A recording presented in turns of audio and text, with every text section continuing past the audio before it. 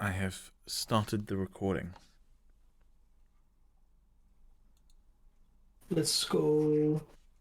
Alright, take it away, Sammo. Sorry, I just read something. Yeah, I'll try my best. Hello. Welcome to the Higgledy Piggledy podcast. Higgledy podcast. I was just waiting for that. Yeah. That's about it. I'm the new guy. I'm Tommy for tonight, I guess. He's not the new guy. He's been the shadow leader this whole time. You know, this whole thing when we were saying that, like, Callum's been the boss. Sammo's, like, the one pulling Callum's strings. Exactly, that's why I'm Tommy tonight. I will just basically be him because I'm the one pulling the strings. Please tell me you're drinking that to get through this. Yep, Sammo's making me do it. He's pulling the strings. Yeah. I'm doing it. Can't see my arms. That sounds bad in the context of Germany. Exactly. in the context of being on a webcam. Yeah, you can't see what my hands are doing. Yep. Can't see what I'm wearing. Strings, that's what they're doing. Do you want to intro who else is on the podcast, bud? Yeah, sure. So, I don't know the order, otherwise I would point to the people, but I'll just go through the Discord order. So, first, there's Pete. It's me. Exactly. Yes. Cool guy. Then there's Alex, the guy who got his beard dyed to a dark color, which looks really nice. Just immediately calling attention to it, though. Yep. Yeah. And then Callum, who's chilling in his bed and drinking a cold one. I don't think that's just one. Or not. When it's I'm pretty sure that's whiskey. It's like one bottle. It's like a 12 to 14. Yeah. Is that whiskey, Callum? It's mead. Oh, okay. That's still definitely more than one. Ooh, okay, that's a one. Yeah. That's more than one. What do you mean it's a one? I hope my mead 14%. comes this week. I just pressed something and it made a bloop noise, and that's just the worst. Alright. We've got a lot to talk about. And Indeed. the way that Alex was just puffing out that smoke was like, you know, Tara with that long cigarette. Bro, I'm so tired at the moment, it feels like I'm an old geezer. My bones are aching, they're creaking. My back's breaking. Suffocating, Just no go for a breathing. nap. That's not too bad. Breaking his back just to break his back. Right. What was the date last week? It was the 23rd. So, do we want to talk about the Inquisitor? That was what Alex posted about. Let's get that stuff out of the way real quick. Because, spoiler alert, most of this podcast is going to be Star Wars. Nothing but Star Wars.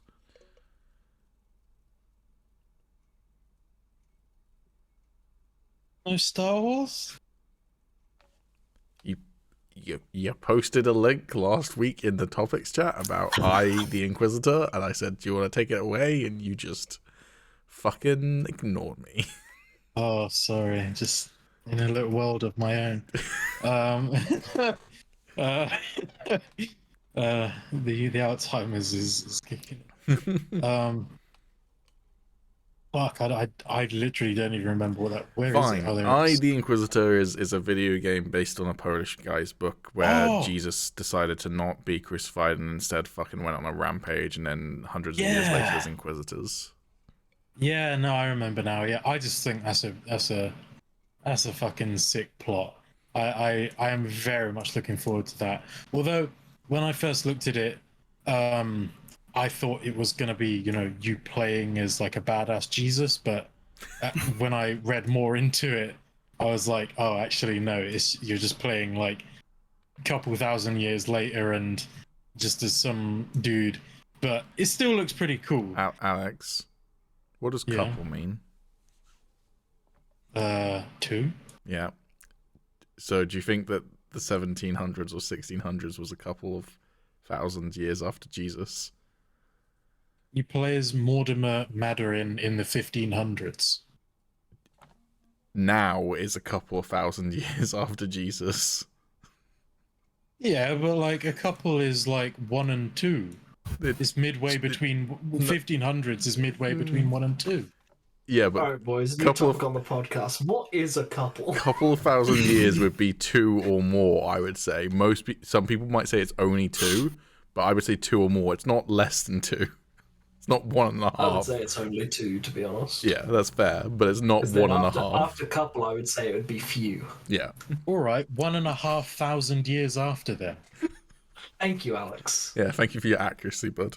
This is why you're not the boss anymore. It's because you kept on lying to the people. I might not have wanted to play the game if it was only a couple of thousand years. Yeah, after. I wouldn't want to play a game in the present day where I play as an Inquisitor. That would be boring. In the 1500s, you got my money, or maybe because the gameplay looks a bit rough. I'm not gonna lie. It looks alright, but just a little bit old, little bit. Yeah, I think it looks kind of like what I would imagine the Witcher franchise should have stayed at if they didn't somehow get to Witcher 3 levels of gameplay. But somehow CD Projekt Red went from Witcher 2 to Witcher 3 in terms of gameplay. And I the Inquisitor, feels very Witcher 2 in gameplay from what I saw in the trailer. I didn't even really look at gameplay, honestly. I read the plot and I was like, yeah, I'm into that. Like, oh, just... I'm also curious why you thought you were playing as like a vengeful Jesus when then I get that that's like the premise that IGN talks about in the article, but the title is literally I, the Inquisitor, and you're like, that sounds like I'm playing Jesus. Well, no, I mean, reading I, the Inquisitor, I had absolutely no idea what it was about other than you're going to probably be playing an Inquisitor. But I thought, Jesus could be an Inquisitor. He could have started the Inquisition, and he could... He could have started the Inquisition. I don't think he would have been an Inquisitor, though. I think he would have been Jesus. Jesus the Inquisitor? I think that has a pretty nice ring to it. When you're literally the son of God, I feel like Inquisiting's below your pay grade. I mean, dude, it's either that or be fucking dead. I mean, I know which one I'd rather be. The premise is he started the Inquisition. He was never an Inquisitor. He didn't go around hunting people who are blasphemous. To him, He also he just didn't got have other people only to do two it. choices. I'm just saying, when you're Jesus, you're not going to bother inquisiting. That's why he made Inquisition, was for people to do the shitty, dirty work. He's Jesus. So he just sat back and just did nothing then? He probably, was a wrathful god until he died, and then the Inquisition took over. It's like in, we'll get to it, in Star Wars, if you called the Emperor an Inquisitor. No. He's the Emperor. And then there's the Inquisition that does his bidding. Oh, wow. Have you had You just made Alex not want to play this game anymore. I have, yeah. Yeah, that explains a lot, yeah. I'm just gonna shut up. Too tired. Did anyone watch the That's new fine, buddy. Thor Love and Thunder trailer? I did. Yeah. What do you guys think of the reveal of Gorr the God Butcher? I like it. We'll see how it goes. I mean, it's Christian Bale as well, so... I really like the subtle off-white colouring. No American Psycho fans in the room. Yes, me. Hello. I understand. Yeah, he looks alright. I get that some people are like, oh, I wish he was more comic accurate, and I do think in some of the shots in the trailer, he does just look like a guy who they painted white. He looks closer to kind of like a wannabe Kratos than Gorr from the comics. But I do think in some shots he looks really fucking creepy, and without the extra stuff that Gorr has in the comics, and I'm fine with that. Because, I think Christian Bale is such a phenomenal actor that you don't want to hide him in loads of CGI or loads of prosthetics. I know that you can act through CGI and you can act through prosthetics, but if you want a very kind of human portrayal from Christian Bale, then it makes sense for him to look mostly human. But it also looked like, and I still have my doubts that they're actually going to do symbiote stuff. But there are shots in the trailer where he's like in his lair and whatever, and there are like black inky tendrils like crawling on the walls behind him. So visually, it does look like symbiotes, but I just don't think they're going to say it's the symbiotes, basically.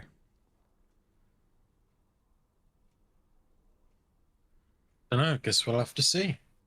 I mean, I just don't know how they'll like really bring it in because, like, I guess with like Venom's appearance in No Way Home, was it at the end of that or was He came over to the MCU at the end of Venom 2, and he left the MCU at the end of No Way Home. Yeah, so like, I'm curious how they would bring that in. I think if they found a way of tying it in nicely, it would make sense why Venom actually knew Spider-Man, because obviously that was a big thing, was like it brought everyone that knew who Spider-Man was, or you know who, yeah. That's been explained in comic. Well, it's been explained using comic logic as a fan theory for the MCU. All right, what was that? All of the symbiotes are hive mind across all of the multiverse.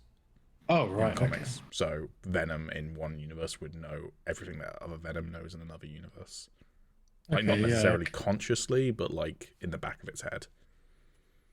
Yeah, because I mean, like even when Venom said it, it seemed like he was kind of unsure of where he knew him from. So yeah, that would make sense. Again, that is a fan theory because obviously the MCU is different to the comics, but in the comics that is how it works. So it makes sense using that logic.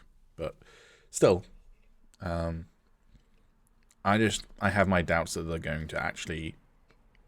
They might not name drop it being symbiote stuff and then have it be revealed down the line if they ever get the rights back or whatever, but I don't think they're going to use the word symbiote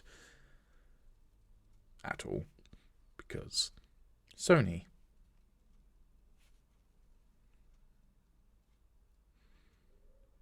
What about them CGI helmets though?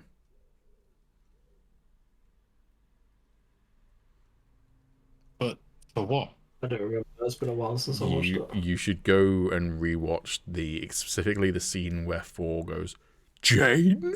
When he finds out that Jane is the almighty Thor. That is very much a CGI helmet pasted on Chris Hemsworth's face. And not very well done. I haven't seen the trailer, but I'm going to watch it now real quick. At least that scene. Natalie Portman's helmet also seems to be CGI in a lot of shots, and people have criticized that, but I do think hers looks a lot better most of the time. I'm also wondering whether part of the reason why Thor's helmet looks so bad in that shot is because it's probably unfinished CGI and it's intentionally supposed to look goofy, so they just haven't finished finessing it, but like it stands out even more because it's a goofy looking helmet. But yeah. That looks weird. Yeah. I thought they looked very extravagant, but I didn't really pay much attention to whether it was CGI or anything. Yeah, it is like a 2-second shot in the trailer, but like it sticks out if you pause it like very badly. But hey ho. I think for Jane's one, there is a brief shot in the trailer where you see her helmet like dematerialize when she does a superhero landing. So I'm thinking that might be why, is it's kind of like, it's not nanotech, but it's like magical and like conjures around her when she needs it sort of thing. Sort of like how Thor can just kind of like change in and out of his like normal outfit and like his god outfit. Yeah, but when that happens in the movies, there's normally like a flash and you don't actually see the transition. In this trailer, she's like landing amongst lightning, but you can actually see the helmet dematerialize off of her face, so you actually see the transition. But yeah, it's a similar sort of thing. But yeah. No, I think it does look cool though. I'm not going to watch any other trailers. I just wanted to watch this one because I'd heard that they had Gorr in the trailer and I was like, I want to see Gorr. So I am more hyped for this film after watching the second trailer. Yeah, the first trailer was alright, but it didn't like sell me on the idea of the film particularly, other than what I was already sold on, which is Taika Waititi doing another Thor film.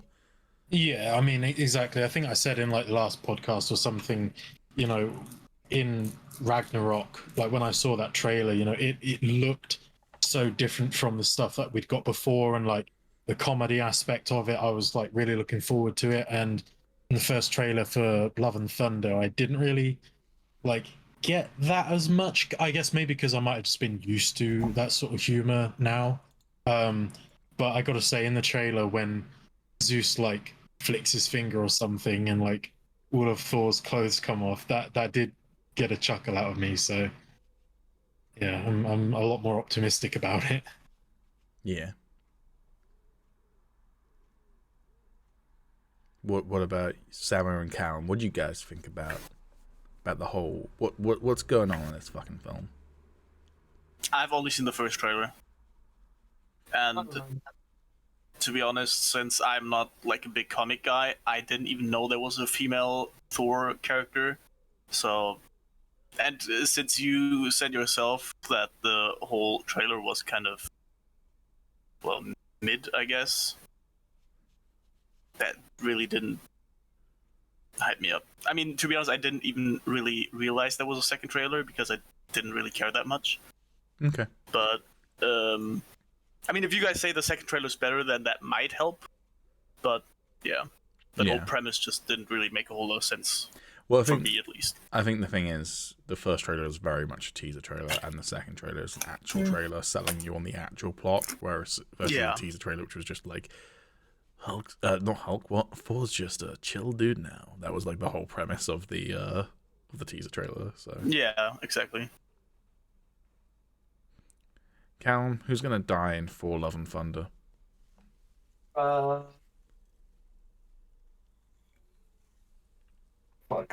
Jeremy Cinderblock. Who? Main character. Okay. Yeah, Jeremy Cinderblock, the main character. You've heard it here first. Jeremy Cinderblock is going to die in Thor: Love and Thunder. What would you do if there's actually a character called Jeremy Cinderblock and he dies by a cinderblock falling on his head? I would ask Taika Waititi for rights. Okay. I also did see Taika say that although he's not privy to what Marvel is planning ahead of the film, or after the film, I should say, he said that at least in Love and Thunder there is no like Jane isn't going to be a replacement, basically. Like, she's not going to take on the mantle and replace Thor. So I find that quite interesting, and I guess it could just become like a fib, like he doesn't want to, give it away or anything. But I feel like he could have literally just not said anything. So, I mean, that could also be taken though in the sense that in the comics, Thor as a title goes to Jane, who then becomes the Almighty Thor, and for Odinson, the character, I can't remember what name he starts going by, but he basically starts taking on another name, but he still continued to have comic books released about him until he took over the mantle of Thor again. So it could just mean that, like, Jane Foster is not replacing Chris Hemsworth. Chris Hemsworth is not leaving the MCU at the end of this film, but it might be that he takes on a new mantle, and maybe next time we see Thor, it's Jane Foster Thor rather than Chris Hemsworth's character. So it could just mean that.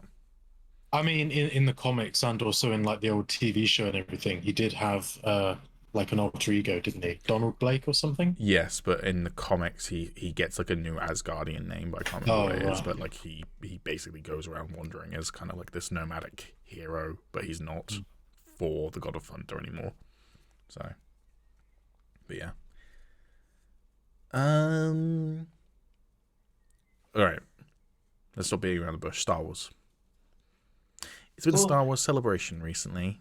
Some stuff has been celebrated, and there's a bunch of stuff to talk about. What's everyone's?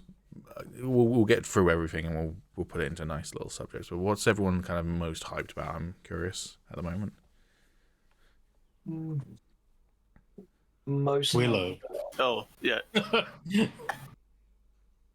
I didn't actually hear what Alex said. What? Willow. Oh, okay. Oh, what, the new Willow? Yeah. Well, It does look pretty good. I've not actually seen the original. No, neither have I. we're gonna have to watch it over the weekend. We can do that. I'm It's on sorry, Disney but- Plus. Like, either that or when I'm around yours, because Willow's so good. Yeah. All right. So good. But yeah, no, Star Wars wise, like I'm not overly excited for Willow. Like, I'd like to see the first film and then maybe I'll be a bit more excited for it. But it definitely looks interesting. Yeah, it looks like a it looks good like like something classic I'd fantasy enjoy. film, which is nice Yeah, to see. exactly. Like it doesn't look like a lot of watch it over recent. the weekend. Okay. It doesn't look like a lot of recent fantasy films, which look like a CGI fest. This actually looks like it's been done with like some. The original Willow came out in the 80s, right? Yeah, I think so. Yes, 80. I guess in late 80s. Yeah. If you told me that this was being done with the same methods as that film in terms of like practical sets in it and practical makeup and whatever, that's what it looks like to me. It looks like it's trying to capture that feel in the same way that the sequel trilogy of Star Wars films tried to capture the same feel as the originals by doing a lot more practical stuff as well. So that's really cool to see, because the last several fantasy films I can think of are not pretty to look at. Let's just put it that way. So. Nope. I can't even think of like the last few fantasy films that came out really. I'm thinking the Hobbit trilogy, and I guess you could count also Peter Jackson's whatever it was called, Moving City Yay film. Oh, yeah. And those films are just ugly to me. And then I'm also thinking about fantasy TV shows, and Game of Thrones is fairly pretty most of the time, but I recently, or not that recently, several months ago now, watched the Wheel of Time series, and that was like sometimes really nice looking and sometimes just really bad CGI, and it's just like practical sets just look so good, man. So I can't remember what it's called off the top of my head. I know it's like the Something Chronicles on Netflix. the stars Shannara Manu- Chronicles or something. Yeah, the Shannara Chronicles. It has Manu Bennett in it. I watched the first season of that and I really enjoyed it. I've been meaning to watch it again. It's like it's one of those shows where it kind of seems a bit crap, but like it has such a charm to it that it's just like you can just see past it and just enjoy the concept. And I think that show looked quite pretty. Okay. Because I won't spoil the concept, but when you kind of realize what it is, it just kind of makes the whole thing even better, basically. But yeah, I mean, to be fair, I said Wheel Time's not a particularly pretty show. Wheel Time's not a particularly great show, so that doesn't help. But when it is pretty, it's really pretty. It's just also there's a lot of characters standing on balconies looking over what is very clearly a CGI city on a green screen, and it's like if you did some map painting or something like that, it would actually probably look significantly better.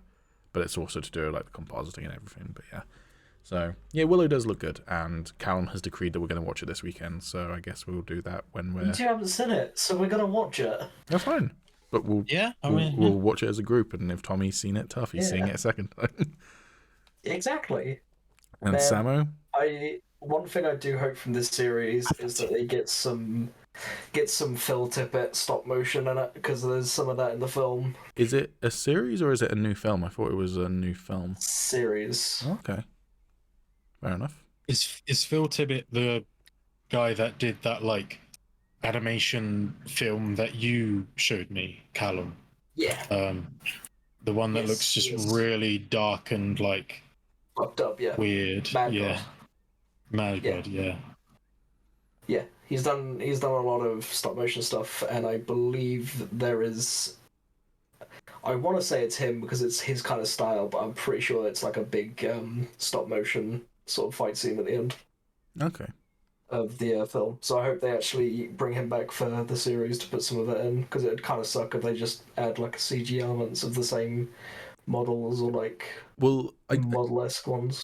I think as well Disney are more embracing that side of things with Star Wars, and Willow is another Lucasfilm production under Disney, so I'd imagine that they would do that sort of thing, because they've done stop motion in Star Wars several times since they took over. They've obviously Baby Yoda is sometimes like stop motion animatronic. No, not stop motion. That's not the right term. He's quite often animatronic, but they also did stop motion for Book of Boba Fett with the glider thing. Yeah, the Bon something like Bomar Monk. There we go. Got there in the end. Bomar Monk, the spider thing, as Alex said, is stop motion in that, which some people said it looked bad, but I kind of love the fact that they did it the way it was in the original trilogy. Sammo said he hadn't seen it, by the way. I don't know if anyone heard it when I asked him. So, Sammo, Yeah, no, I've no. your To be homework, honest, I mean, I knew it existed, but I forgot it existed. So, yeah, I was kind of reminded. your homework is to also go watch Willow, since you're not going to be with us this weekend. I assume it's my mission now, yeah. Please, There's only one movie, right? Yeah. Okay. But It's so good. But other than Willow, Star Wars wise, what are people most hyped for that's been announced at Celebration? Willow, no. The Celebration or also outside of Celebration? I mean, if anything's been announced just outside of Celebration, I mean, there was like the Vanity Fair. Yeah, sure, anything outside. Star Wars, what are you excited for? There we go. Honestly, for me, yeah. I mean, I kind of, I could have told you that for Sammo. What was his answer, sorry? Ahsoka. Especially knowing that Hayden is back and that he might have an appearance in there. Yeah, I was going to say God. it's not confirmed for Ahsoka yet, but Yeah, but there's a possibility, and yeah, that's all I need. Fair. Alex? Yep. Me, honestly, like, now that I know what it's actually about, I think Tales of the Jedi. I think, like, it's pretty much what I've been saying on the podcast that I've been wanting, you know? Like, getting to learn more about Qui-Gon and, like, other characters that haven't exactly had more time to shine. Count Dooku, you know, like, pretty much exactly what I wanted. So, yeah, I'm really hyped for that, actually. Okay. Yeah, that's a good point. I like that as well. Callum? I am holding out hope for Star Wars Acolyte. Fair. Now that we've heard a bit more stuff, knowing it's it's the High Republic era, but now we know it's focused on Like morally grey characters. Yeah, and it's going to be in more of this perspective of dark side. Yeah. And stuff like that. I'm quite excited, but we'll see how it goes. Because I kind of love the fact that all four of us have different answers because mine's Andor. Yeah, I mean, I've been quietly hyped for Andor ever since they announced it. I thought my favorite thing about Rogue One was this little hint that the rebellion is without a doubt the good guys, but Luke and Leia and Han are these heroes of the rebellion, but the nitty-gritty people fighting the war, not all of them have done good stuff because it's a war. And I love the fact that Cassian Andor is this character who, you know, he has his line about we've all done terrible things in the name of the rebellion. You see him assassinate a contact just to stop him from selling him out to the Empire. And an entire show about that. I was like, that sounds awesome. And then the teaser trailer came out and I was like, oh, that last line. That's what Reckoning sounds like. Ooh, it's got me hyped. So, but yeah, it seems like a good time to be a Star Wars fan, right?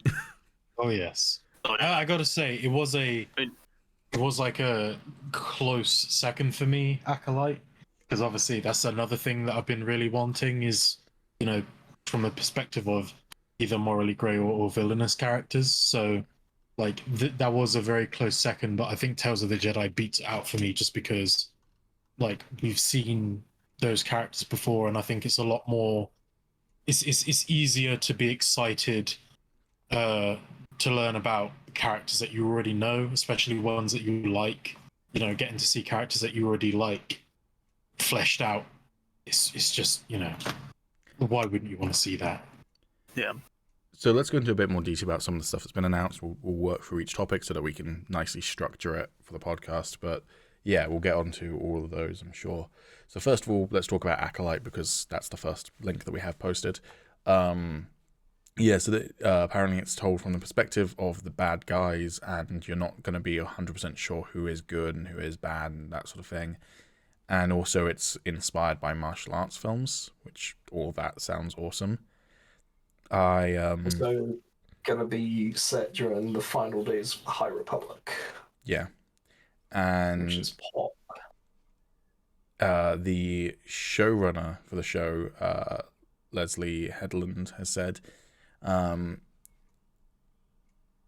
that she came to Lucasfilm as a major mega fan with the idea for the show, so it wasn't Lucasfilm looking for someone to make a High Republic show necessarily. It was her going, I want to do this show, which that already sounds cool when someone's got a big idea that they pitch to a company and the company goes, yeah, okay.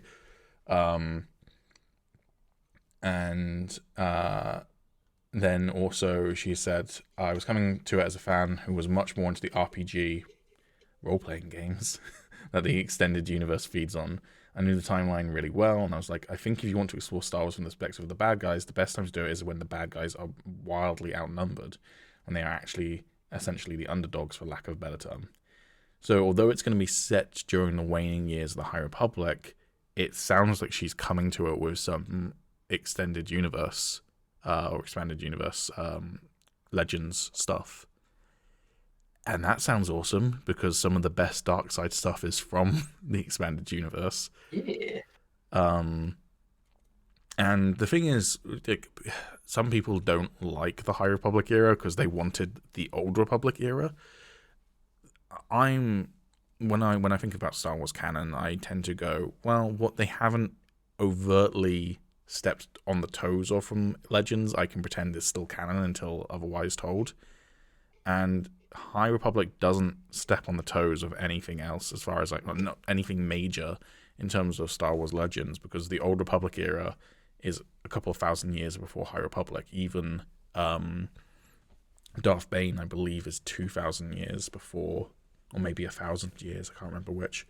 Yeah, 1,000 years before Episode 1, and High Republic is 1,000 years before Episode 1, so High Republic can actually fit in at the end of Old Republic into High Republic. So yeah, we might see some little hints of the Legends universe, which would be awesome. Maybe hints, I think, because it does say at the bottom that the Acolyte is set roughly 100 years before the Skywalker saga. Yeah, so we probably won't see much of any of that type of stuff. Probably, but you might see a statue hints. of Revan or something like that, which would be really, really cool.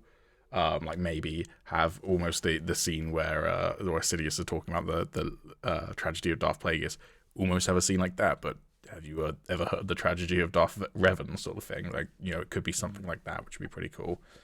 And his little bitch boy Darth Malak.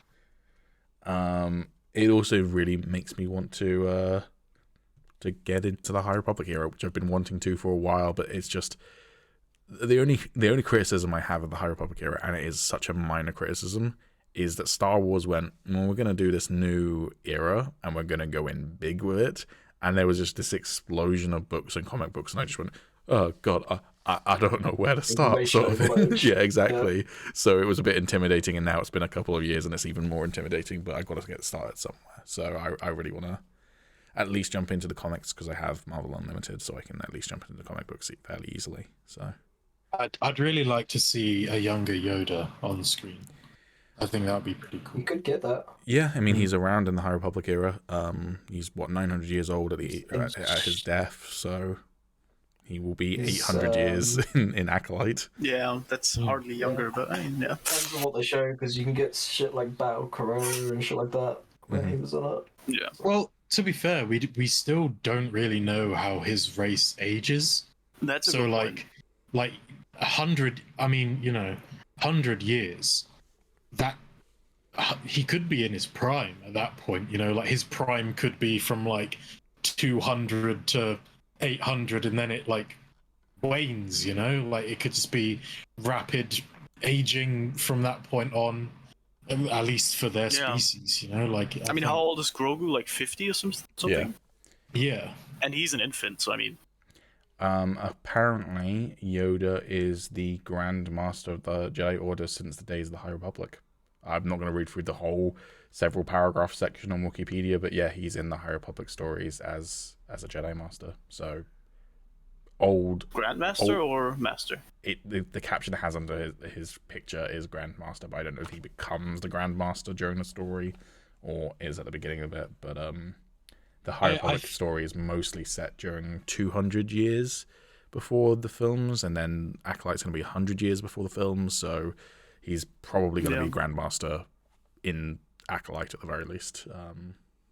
I think there's a possibility we could see him on that, but I think there's more possibility that we'll see him during the High Republic era in Tales of the Jedi in the Count Dooku story, because obviously he was Dooku's master. I don't think Dooku's technically High Republic at that point. Is he not? No. I think Dooku would technically just be... I don't know what this era is referred to anymore. It used to be the Old Republic ran it into literally Episode 1. I don't know what the era is called now just before Episode 1, but Dooku is, 70 maybe in Attack of the Clones? Maybe 80? Is he even that old? I mean, if you're going by Christopher Lee's age, he's probably in his 80s in Attack of the Clones. Which would mean if Acolyte's in the waning years of the High Republic at 100 years before the movies, then he's just after the High Republic era. Yeah, he was 83. Oh, yeah, fair enough. But, didn't think he was that old. Right. Yeah, Christopher Lee fucking old in Star Wars. Yeah, Count Dooku was 83. But he fucking acted circles around some of the other actors in those films, so... Yep. But yeah, no, I think Star Wars Acolyte is one of those ones that's sounded really, really interesting for a while. I'm definitely excited to see more, but at the same time, I think I'm going to be even more excited once I've dipped my toes properly into the High Republic era and like get attached to some of the stories and characters within that universe. I also hope, and I have the same hope for, what is it called? Eclipse? Star Wars Eclipse? That was what it's called, right? Yeah. I'm losing track of all these Star Wars stuff. It's that was too the name, much. at least, yeah. Yeah, Star Wars Eclipse, I think, is the name of the video game. Oh, the video game, yeah, of course. By Quantic Dream, which is also set during the High Republic era. And the thing is, with the High Republic era, one of the things that's been lauded about in the Star Wars fandom is it's the most inclusive era of Star Wars. Since Disney took over in comics and video games and novels, you have had trickles of trans representation and LGBT, I guess trans is LGBT, LGBTQI plus representation just across the board, and that's been kind of awesome to see. But the High Republic era is particularly prominent in it because it was kind of an era completely built from the ground up in Disney, with lots of creators being able to do kind of whatever they wanted in it, versus there's been a couple of characters who've been introduced as actually being part of those communities that were already in Star Wars canon before that, but most of the characters that have been introduced as that have been brand new. So I think Lando is confirmed to be bi now, but maybe I think he's confirmed to be bi. But most of the characters in the kind of film era that have been introduced as LGBTQI plus have been brand new characters. So the High Republic era has a lot more of that kind of representation, and I really hope that Acolyte maintains that if they're going to go down that route and they don't just try and sell it to all the more bigoted parents around the world. Likewise, I'm really worried in that regard for Star Wars Eclipse because it's being made by a really bigoted studio in terms of the studio head, where I can't even remember the fucker's name, but the head of Quantic Dreams once said that he doesn't make games for insert slur for gay men. So, yeah. Brilliant. Yeah, great that they gave that studio free reign on the High Republic's video game. But, yeah, no, I think Acolyte looks time will cool, tell, I hope. Yep. So I mentioned Andor. Yeah, I really fucking love that teaser trailer. It gave me big Rogue One vibes in the best ways. I agree. That felt, I mean, apart from obvious references to Rogue One, I feel like that did really much feel like Rogue One. Yeah. Just the look alone. Just Well, what's somewhat surprised me is that the teaser trailer seems to be setting up that it's going to be largely set on one planet and kind of the effects of the Empire taking over that planet. And if you look closely in the teaser trailer, you can see clone troopers at one point during the teaser trailer, and then later on you see stormtroopers. So I think we might see at least flashbacks of Cassian as a kid when the clones were still in power, and then that kind of how the Empire, becoming the Empire, specifically affects one community, and then a rebellion rising up amongst that community. That sounds like a really fucking cool premise to me. Now, are those Phase 1 or Phase 2 clone troopers? Because I'm not even sure about that. No. I think it's Phase 2. I think it's Phase 2 because they look like the stormtrooper armor from the movies. Phase 2 would make sense, but yeah. Now I'm not sure. But we might also see some Phase 1. Wouldn't surprise me. I don't really have any feelings either way on Andor. No? I just like nothing in the trailer really just shouted out to me like this is something I need to be hyped for.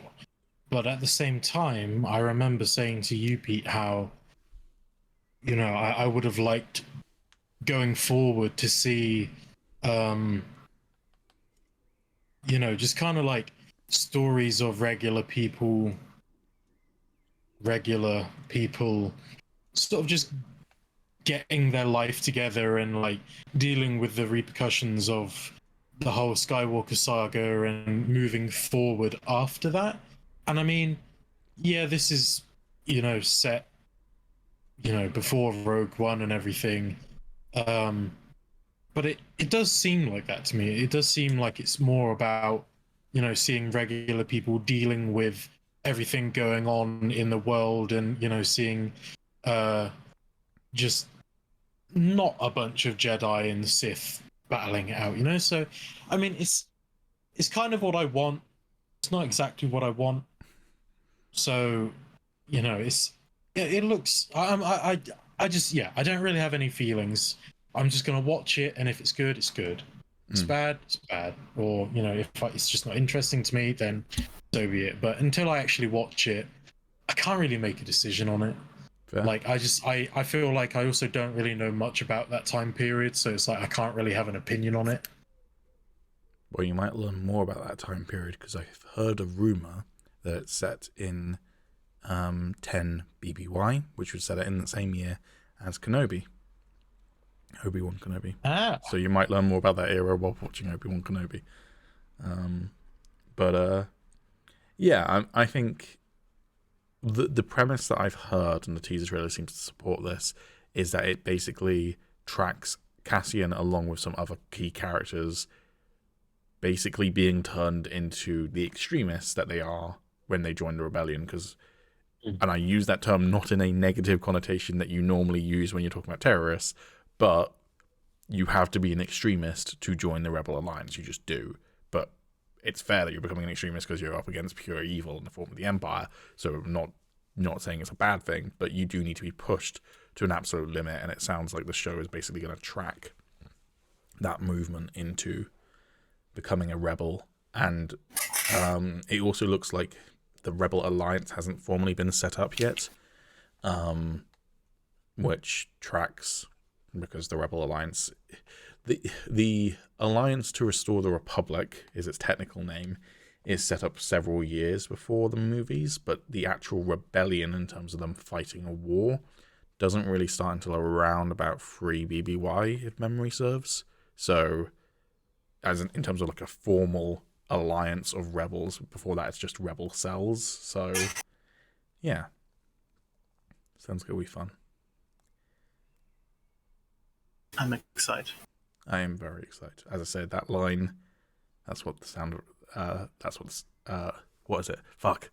That's what a reckoning sounds like. I just fucking love the way that line was delivered after the drums that are like permeating that entire trailer. That was fucking tight. I agree. That was really nice. Callum, who's gonna die in Andor? Jeremy said the block. Okay. Damn, he's getting around. It's his cousin. Crossover. Well, if I keep saying Jeremy Cinderblock, one day I'll be right. Yep. It's simple as. I'm gonna go out of my way now to like try my hardest. My main goal in life is to be able to write a Star Wars film or a Marvel film. either one, just so I can write in Jeremy Cinderblock. Yeah, it'll be like one of the nameless characters in the background of like a bar. No, Yeah, it would be a Like, main character. backstories to them. Or it would be a main character, or you think it's the main character, but then he gets killed off within like 10 minutes of screen time. Game of Thrones treatment, I see it. By a Cinderblock falling on his head, because that's the only way you can kill off a man named Jeremy Cinderblock. Yep. Yeah, Yeah. exactly. And then we had some dates confirmation. So Ahsoka is reconfirmed 2023. It was already kind of like, yeah, it's coming next year, but like they officially confirmed 2023. They didn't say what time in 2023, but 2023. Mandalorian season 3 is confirmed for February 2023. And there was a teaser trailer. Now, at Star Wars Celebration, they have various panels and whatever, and they are streaming most of them, but for certain ones, they didn't stream all of it. They like took it behind closed doors, and unfortunately, the Mandalorian season 3 teaser was behind closed doors. So the only version that's been released online is filmed by a mobile phone, and most of the screen is cut off for it. I decided to watch it. I haven't watched the equivalent for Ahsoka, although there has been one for Ahsoka also leaked. But There is? yeah, or at least there are photos. I don't know if there's actual video footage. Do you guys want me to talk through what I saw in that teaser trailer, or would you rather just leave it for when it's officially released online at some point in the future? I know Alex is going to want me to talk about it because he's a fucking gremlin. I've seen it, but I honestly already forgot like half of what happened in it. Okay. So, Callum?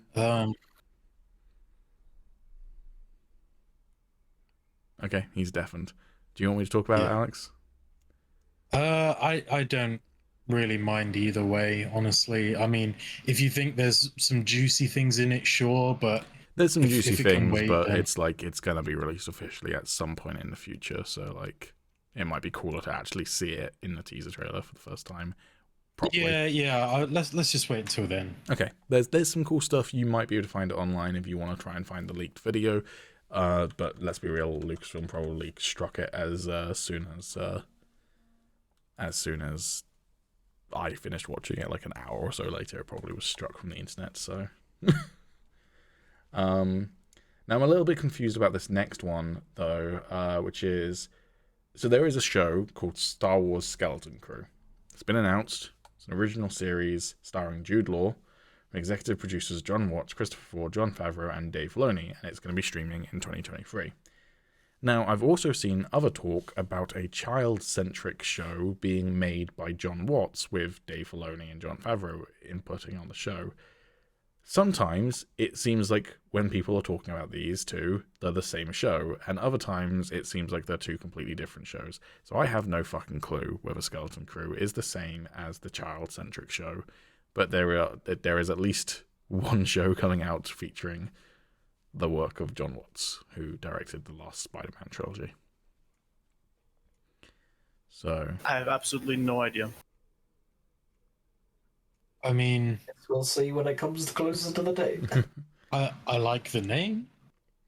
yeah, and the logo is kind of like rusty metal, so it kind of implies that it's going to be like scavengers or something like that. Is the vibe of the Yeah. game.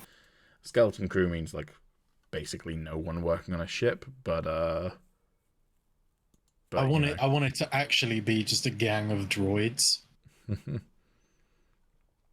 Okay, so I just googled John Watts, and it would appear that the only show he's attached to is Skeleton Crew. So I assume it's the same show, but again, I don't know for certain. So if it is the same show, Dave Filoni also gave a little bit of a tidbit about it. So basically, they were casting for a Star Wars TV show that was going to be, the main cast were going to be children. And so I guess people were concerned it was going to be like super childish or whatever. And so Dave Filoni So said, they got although Jude Law to be one of them.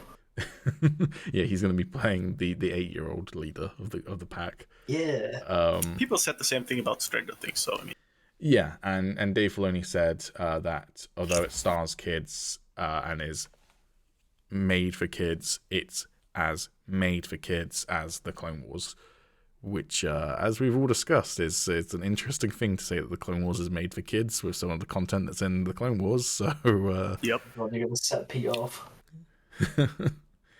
but yeah, totally so either way, I think that sounds cool. John Watts it's a curious one. I don't really know what to expect from John Watts in terms of Star Wars, because if I'm being honest, John Watts is fine with the Spider-Man trilogy. I think the Spider-Man trilogy with Tom Holland's been fun, but the directing has been nothing to write home about ever. So I'm not particularly hyped one way or the other that John Watts is involved. No offense, John, but I like Jude Law. I like Dave Filoni. Back together. I like Jon Favreau. I like Jon Yep. Favreau. And I like the logo. Don't know Yep. who Christopher Ford is, but I'm not sure either. The name rings a bell, but Probably cool. but the vibe I'm picturing from Jude Law and the name Skeleton Crew, and it is the same show that's kid centric, is maybe like a bunch of kids who get like trapped on board a pirate ship, and maybe like almost Hondo and You Knocker. torch them. I mean, Live action Hondo. I don't think they'd get Jude Law to play live action Hondo, but I'm picturing that sort of vibe where it's just like this kind of fucking insane pirate, smuggler, scavenger dude, and then just a bunch of kids that he has to corral. Yeah, probably not. Would still be fucking sick. I mean, there technically is live action Hondo at Galaxy's Edge. Okay. You know what I mean. Galaxy's Edge has a canon storyline, supposedly. I'll see about that when I get there. And then they also announced that Indiana Jones 5 is coming June 30th, 2023, and they had a photo. It's Harrison Ford. He's on a bridge. He has a flashlight. How old is he now? He has to be like in his 70s, right? I'm pretty sure he's in his 80s. Like What? either early 80s or late 70s. 79 years. Yeah. Damn. Yeah, I imagine he's probably not doing a lot of action, but I mean, I hope not. I don't want him to die yet. I mean, he's like, didn't he like break a leg on Star Wars, and then he like broke another bone on Blade Runner 2049? He's just like, he is falling apart as he does these films, and they're not even that action orientated. Exactly. That's why I don't want him to do action. He will die. I mean, everyone dies one day. True. But he doesn't have to challenge it, I guess. I've got to say, like, I've got mixed feelings about Indy 5, because I love Indiana Jones 1, 2, and 3, and I reserved that the first hour of Kingdom of the Crystal Skull is decent, but also he's getting Reserve older. an hour of a film.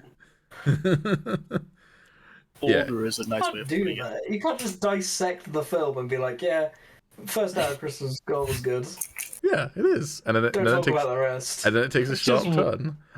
To be clear, I'm not you saying watch the the first hour and then you're like, yeah, that's a good film. No, I'm not saying watch the first hour and then don't watch anything else. And I'm not saying it's a good film. I'm saying if they had kept the vibes of that first hour, it probably would have been fine. They take a very sharp turn for some fucking reason, and it becomes stupid and bad. Damn. Try. I mean, I just Because like He's actually I've just- never really. Oh. How dare he's you talk having a over the death boss, trip Alex? in his fridge. Sorry, That's what's don't actually fight. happening. As soon as he steps into that fridge, that's it. It's actually just a fucking light flashing before his eyes. Weird trip dream as the radiation seeps in. Radiation poisoning. Isn't that one of the perks in Fallout 4, is that you just start to hallucinate weird shit because you're getting radiation poisoning? No idea. I feel like that's a thing in Fallout.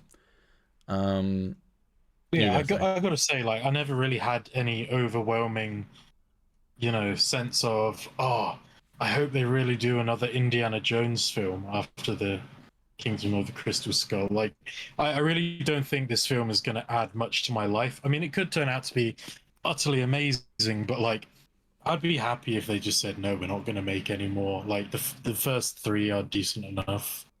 Yeah. However, this is the one thing that's making me a little bit more excited for it. It's James Mangold directing it. Now, Steven Spielberg directed all 4 of the original Indiana Jones films, including Kingdom of the Crystal Skull. Steven Spielberg, fucking phenomenal director, possibly one of the greatest of our time. And he also directed Kingdom of the Crystal Skull. So, doesn't necessarily mean... Huh? First hour. So it doesn't necessarily mean that, you know, a 5th Indiana Jones is going to be good just because the director is good. But James Mangold is the director and writer of Logan, which is a phenomenal film in every single meaning of the word, including a final hurrah for a very old character. So if that's the vibe they're going for, is one last swan song for Indiana Jones with that level of care, I'm on board. I can't wait to see Indiana Jones impaled on a tree. So this is what it feels like. And then they bring Shia LaBeouf back just that one scene. He goes, "Daddy." I want him to have one line, but him do his total, like, over-the-top fucking method acting thing. It's literally just got one line, but they're like, okay, we know you're going to ask this, Shia, so here's the backstory for your character. Like, there you go. Just send him off for, like, 6 weeks to do whatever it is he's going to do. I would love it if the backstory they give for him is, he's just been frozen in stasis since Kingdom of the Crystal Skull. It stops moving. Yeah. Just... But yeah, so I like James Mangold. Last film he did as well was Ford v Ferrari, which is called something better in Britain, but I can't remember what it's called in Britain. Like Le Mans or something. Le Mans 66, I just looked up. Which is also a phenomenal film. Oh, did Le Mans 66? Yeah. That's pretty good. And that was nominated for an Oscar and everything for Best Picture. So, like, he's a fucking phenomenal director. But as I say, so is Steven Spielberg. And he made the second hour of Kingdom of the Crystal Skull. The second. But, yeah.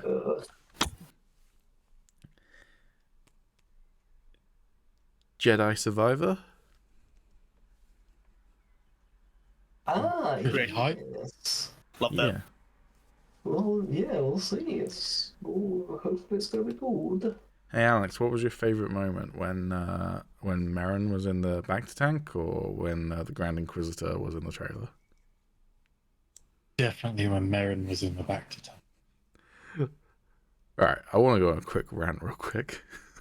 Oh, here you go. Okay, before you say anything though, in my defense, gonna happen, by the as way. I said, I looked at it very quickly and very briefly, and I didn't look directly at their chest. I saw white hair, and I was like, But if you're I gonna know post a Merrin has white theory, hair. If you thought it was Merrin, why didn't you? I didn't post a theory. I just said, is You it were- Merrin? that's you going. Is it? You could have confirmed that for yourself by looking at the trailer. I couldn't be bothered You're to like watch you're like it. you're like that motherfucker who's at work next to me on a desk. You got your computer on, you got Google open, and you turn to me and ask me a fucking question. Google it.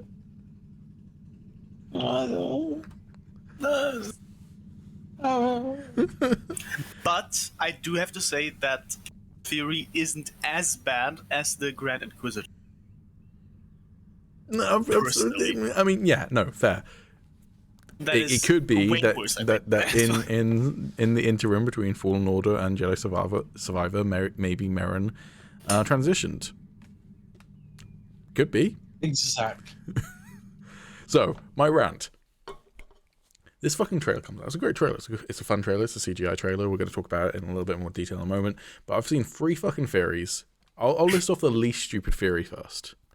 That the Darksider that Cal is fighting in the trailer is Starkiller. They're bringing Galen Marek. They're making him canon. That's him in the trailer. It's a bit weird because he's not using his lightsaber. Other than being a hooded figure, doesn't really look like Galen, and also doesn't fight like Galen because he's using front grip rather than reverse grip, which was, kind of Galen's signature. Okay, could be. Could just be another Inquisitor or another Darksider. But yeah, okay, it could be Starkiller. Also, how would Cal Survivor fight against Starkiller? But Well, it would be, that's beside. as the theories have pointed out, if Disney were going to bring back Starkiller, they would tone him down a bit. So. Okay.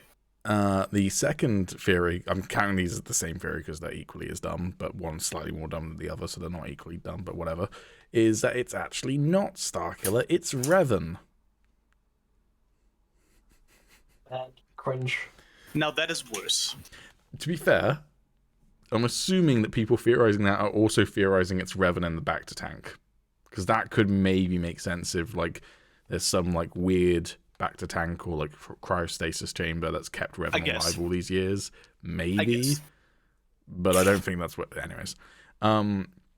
Second dumb theory is that Merrin in the Bacta tank? Which Alex fell into. You see the chest of the character. It's very clearly a man's chest, but that's fine. I'm sorry I didn't look directly at their chest. How dare you, Alex? No, Alex. Where my Alex. eyes gravitate. No, Alex. You're not saying sorry you didn't look at the chest. You're saying sorry I didn't look at the fucking trailer. I did, because I looked at the hair. It's the equivalent of saying, oh, I didn't notice that BB-8 was on... Not BB-8, BD-1 is on Cal's shoulder in the trailer. I didn't notice that either. It's on the fucking thumbnail, my dude. I didn't notice that. I was rushed, played the game, okay? though, right? I was with my family. I only had a moment to quickly look at the video, and my dad was chatting shit to me the whole fucking time, so I had to keep looking up, and I just didn't think about watching it again after. I immediately just typed, "Is that Merrin?" And that was it. Like... Why didn't you Also, just say, watching "Wait, it on the Dad, phone, I'm I looking guess- at this person's chest. No, Because he Let's doesn't see no, whether Sammo. it's better or You not." Don't even say, I guess, looking at the phone. The phone's a smaller screen. You can see all of it more easily because it's smaller. That's a good point. Wait, wait. If my wouldn't phone know is if in I my redact hand, my I can statement or easily not, see the entire screen, plus a lot around it. If I'm looking at my computer monitor, I can still see the whole screen, but still, theoretically, Alex could have a monitor this big. Now I have to look at the trailer again to either redact my statement or not. That triggered something in me, Pete. That fucking Revan theory is just like the fucking news articles I saw after the Arcane show came out, and people being like, Singed is gonna be the new character in League of Legends, and I'm like, oh my god, no, stop. He came out in 2009. Please. Just don't. But the third, and the most fucking egregious one, Oh god, here we go. is in the trailer. There is a Poan, which Alex was very confused when I said the word Poan when he was fucking stoned out of his mind. I don't get stoned. That's illegal. Yeah, you better not, but if not, I'd fucking fire you right now. Pee in a cup for me right now, Alex. There's a I'll be Poan in the clean. trailer who is narrating the trailer, and he's sat at a chair. And okay, there's a close-up of him where you can see he's got a double chin, but he doesn't look particularly fat. There is a wide shot of him as people are walking towards him at his desk where you can see that he's fat. And people are like, Grand Inquisitor, fucking Respawn knows how to design the Grand Inquisitor, fuck you, Disney. You know? Yeah. I think the worst part about this, for me, is because some people would probably think, yeah, the Grand Inquisitor is like one of a kind. He's like, it's a super rare species, but I mean, we've seen these people before. Revenge of the Sith. Exactly. It's like, I mean, there's like a whole planet full of them. Why can't, yeah, I don't know. And he also doesn't have the forehead markings of the Grand Inquisitor. It's just bad. It's just bad. I hate it. I hate dumb people, and that means I hate Alex. But anyway, I mean, the only argument I would understand, I mean, not understand, but I guess I know where people come from is just to say, yeah, okay, he had to deal with Inquisitors before. Now there's this race guy who is after Cal. I guess they combine 1 and 2, but yeah, yeah. but that's still dumb. But yeah, it looks good though. I like the trailer. I'm hyped for it. I do have I agree. some slightly more reasonable theories, but I think it's a very weird teaser trailer because it's like the three things I've just mentioned, the three things that people have got dumb theories about. They are all supposed to be theorized about because they're three big questions. Who's the new villain? Who's the Dark Jedi he's fighting? Who's in the back to tank? And that's kind of cool that we know so little about what's going to happen. Yeah. I mean, the fat guy's probably just some agent. Yeah, I assume it's Imperial Security Bureau. Would make the most sense like to me. some super smart ass who has like eyes everywhere, probably. Mm-hmm. I think it's Mer. Back to tank, I have no fucking clue. So I'm talking about the fat guy. That's yeah, the fat guy's Marin. Yeah, that makes sense.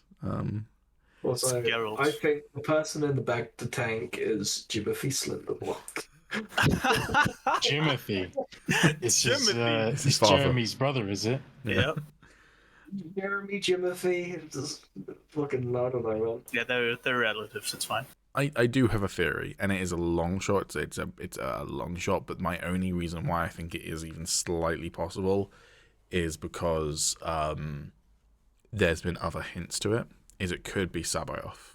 Sabayoth is from Legends. He is a Jedi who was cloned and turned into a Dark Jedi as part of the experiments to clone Palpatine. So it was basically like the first successful cloning of a Force user. And he's like this twisted, fucked up Dark Jedi who teams up with Thrawn during the Admiral Thrawn trilogy. And there's been a couple of hints that we might be getting a loose adaptation or story inspired by the Thrawn trilogy by Timothy Zahn, including at the end of Bad Batch, we see the I want to say it's the Wayfinder planet, Wayfarer planet. It's basically where these cloning of Force users was happening.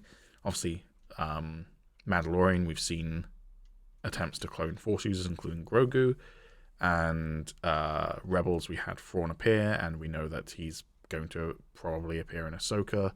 So there's a lot of stuff that's hinting that we might get a loose adaptation of that. So maybe some hints of Sabayoth in not Fallen Order, Jedi Survivor could be there, but it seems too early in the story because this is 5 years before Battle of Yavin, and all of the other main Thrawn trilogy stuff that we're talking about would be 5 years after Return of the Jedi. So yeah, I don't know. I mean, that's reasonable. It's about 10 years apart, but yeah, I mean, let's just, again, if we're talking Legends, but then we talk about Starkiller having to be powered down, if we're talking Legends power level, Sabayoth would rip Cal Kestis apart. Like, he would atomize Cal Kestis. That's the level of power we're talking about with Sabayoth, so kind of hope it's not Sabayoth for my boy, Cal. I mean, Jedi Survivor, I mean, that could maybe mean himself, like the back to tank. He might be the whole plot point. Maybe we don't even get to talk to him, or maybe he just dies or whatever. Yeah, maybe he's just a MacGuffin. Yeah. I think it's a pretty strong concept that the guy in the back tank might be the Jedi Survivor, not Cal. Yeah. And then it's also been confirmed that the game is going to be set in 5 BBY, which is 5 years after Fallen Order. Cal in the trailer is a CGI trailer, so it's not in engine, but Cal does look older and significantly closer to Cameron Monaghan. And do you know what else is set in 5 BBY that people have been theorizing about? Obi-Wan Kenobi. Ooh. Not 5 BBY. What am I talking about? Sorry. It's set 5 years later than Fallen Order, which would be 10 BBY, which is when Kenobi is set. Oh, yeah, okay. So 15 years before. No, closer to 20 years before. Anyways, doesn't matter. Point is, it's set in the same year as Obi-Wan Kenobi, roughly. So maybe, I doubt it, but maybe you're going to see Cameron Monaghan pop up in Obi-Wan Kenobi, is what some people are theorizing. I love that actor anyway. He's super good. Yeah. And if they revealed that and then like the day of that episode coming out, they brought out the trailer for fucking That'll be cool. Survivor Warriors. yeah. That'd be pock. I still don't see any real way that Cal is gonna survive the games. Just because I think it just kind of messes up too much of canon and Luke being It's called Jedi. whatever. And I don't know. I think he probably just won't survive. I think they'll kill him off in a game called Jedi Survivor. Well, I think the thing that's most surprising, though, that the teaser trailer intentionally hides is the fact that actually this game is going to be like a simulation. Like, it's going to be like a simulator game where you're going to be playing as Cal Kestis in a Star Wars reality TV show called Jedi Survivor, and you'll be like on an island and you have to vote other Jedi out to be eliminated.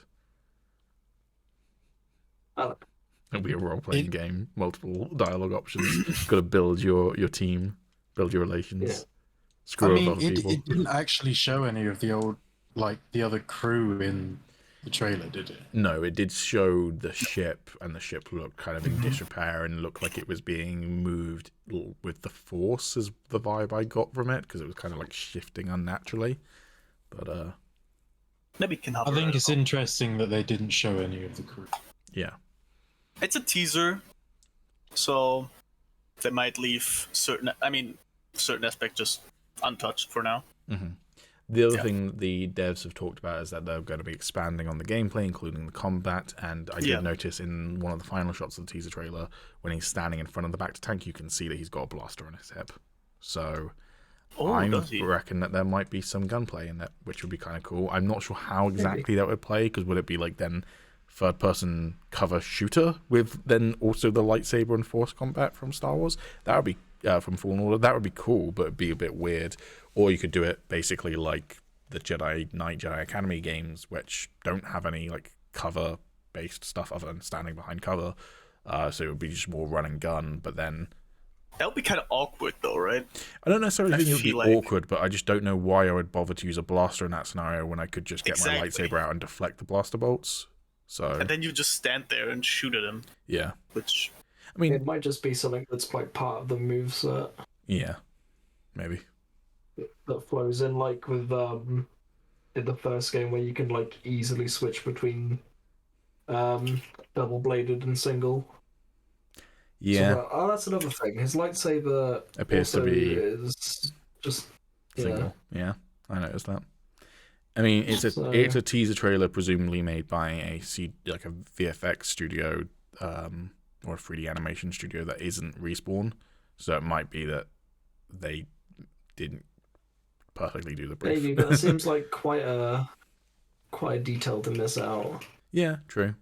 Also, I think the point of that shot was to show that his lightsaber is whole again, rather than showing that he doesn't have a dual blade, because having a double-bladed lightsaber wasn't really story relevant, so I don't know why they would show that scene just to show, you don't have a double-bladed lightsaber anymore.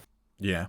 I mean, honestly, for me, and I like the fact you can choose to dual-wield, single-wield, or double-blade in Fallen Order, but for me, I've always been a single-blade kind of guy, and double-bladed feels like certain characters do it, like Maul can do it. I would be fine if Rey had done it, but I don't know, Cal just never felt like that sort of character to me, so I just always single-wielded for the entirety of the game. And I unlocked a double-ended super early, because if you go to Dathomir fairly early on, there's a hidden workbench where you can get the double-bladed one really early on. And I was just like, okay, I'm just not going to use that then. I mean, I was hyped because I love double-bladed, but it just didn't feel right. Especially since it was weaker. Double-bladed just felt a lot weaker than the single one, but yeah, I pretty much exclusively used it after I unlocked it, but that's because I'm a Maul fanboy. Yeah, I took advantage of the fact that you could, I believe you could unlock a thing where you could basically there was you did a move, and then after you did that move, it switched to the other style. So I just took advantage of that. Yeah, I just constantly switched in between the two. Yeah, holding down the attack button, I think. Mm-hmm. Yeah.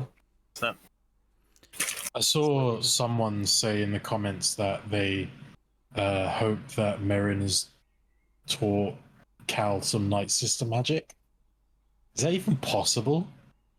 that depends on if Night Sister magic influences midichlorians, I guess. Yeah, I mean, we've only ever seen Night Sisters be able to use Night Sister magic in canon, which has been female characters from Dathomir. And the male characters seem to not have it, but that might be because for like religious reasons they don't give the men it. And obviously they did the ritual to make to fix Maul and to make Savage, which is presumably Dathomirian magic, but isn't giving them Dathomirian magic.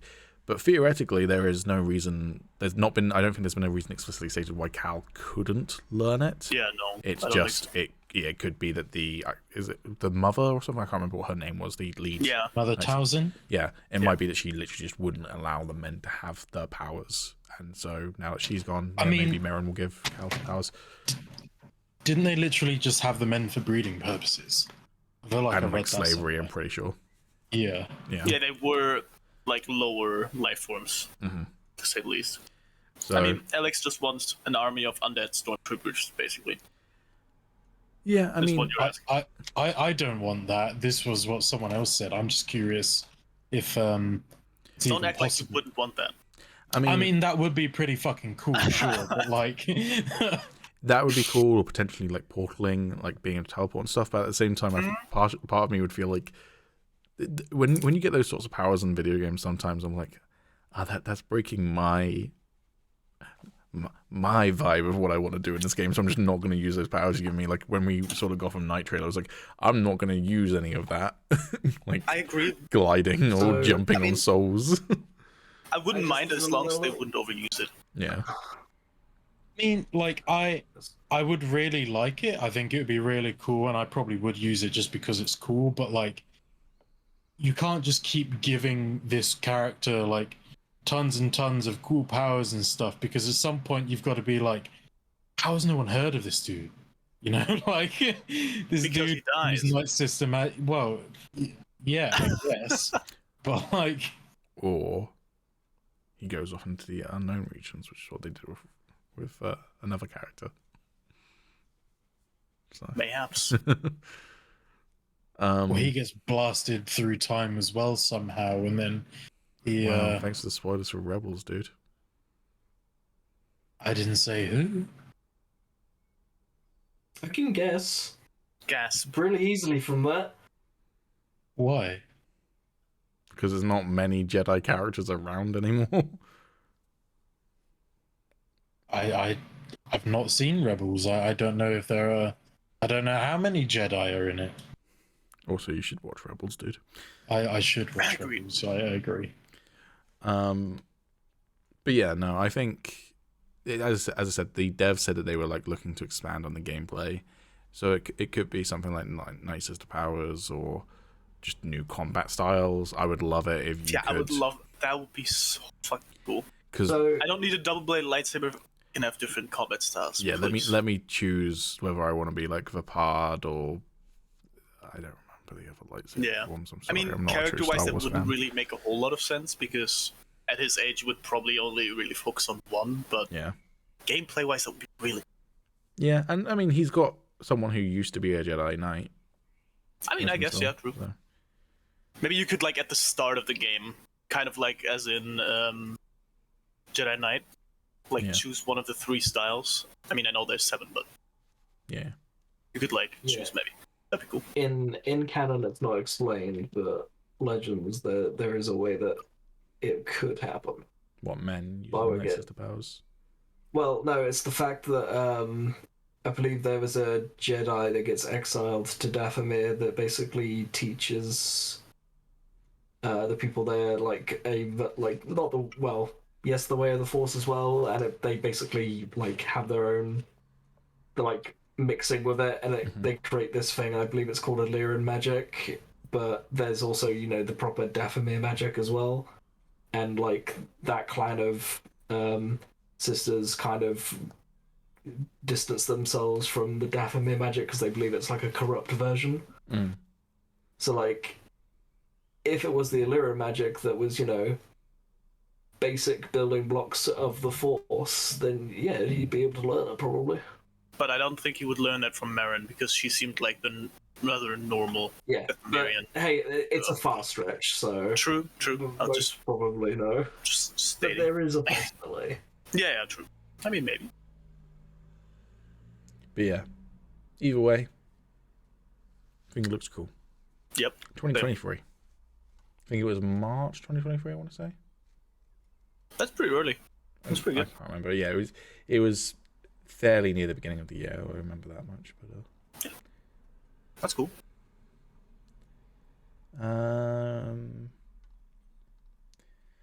Tales of the Jedi.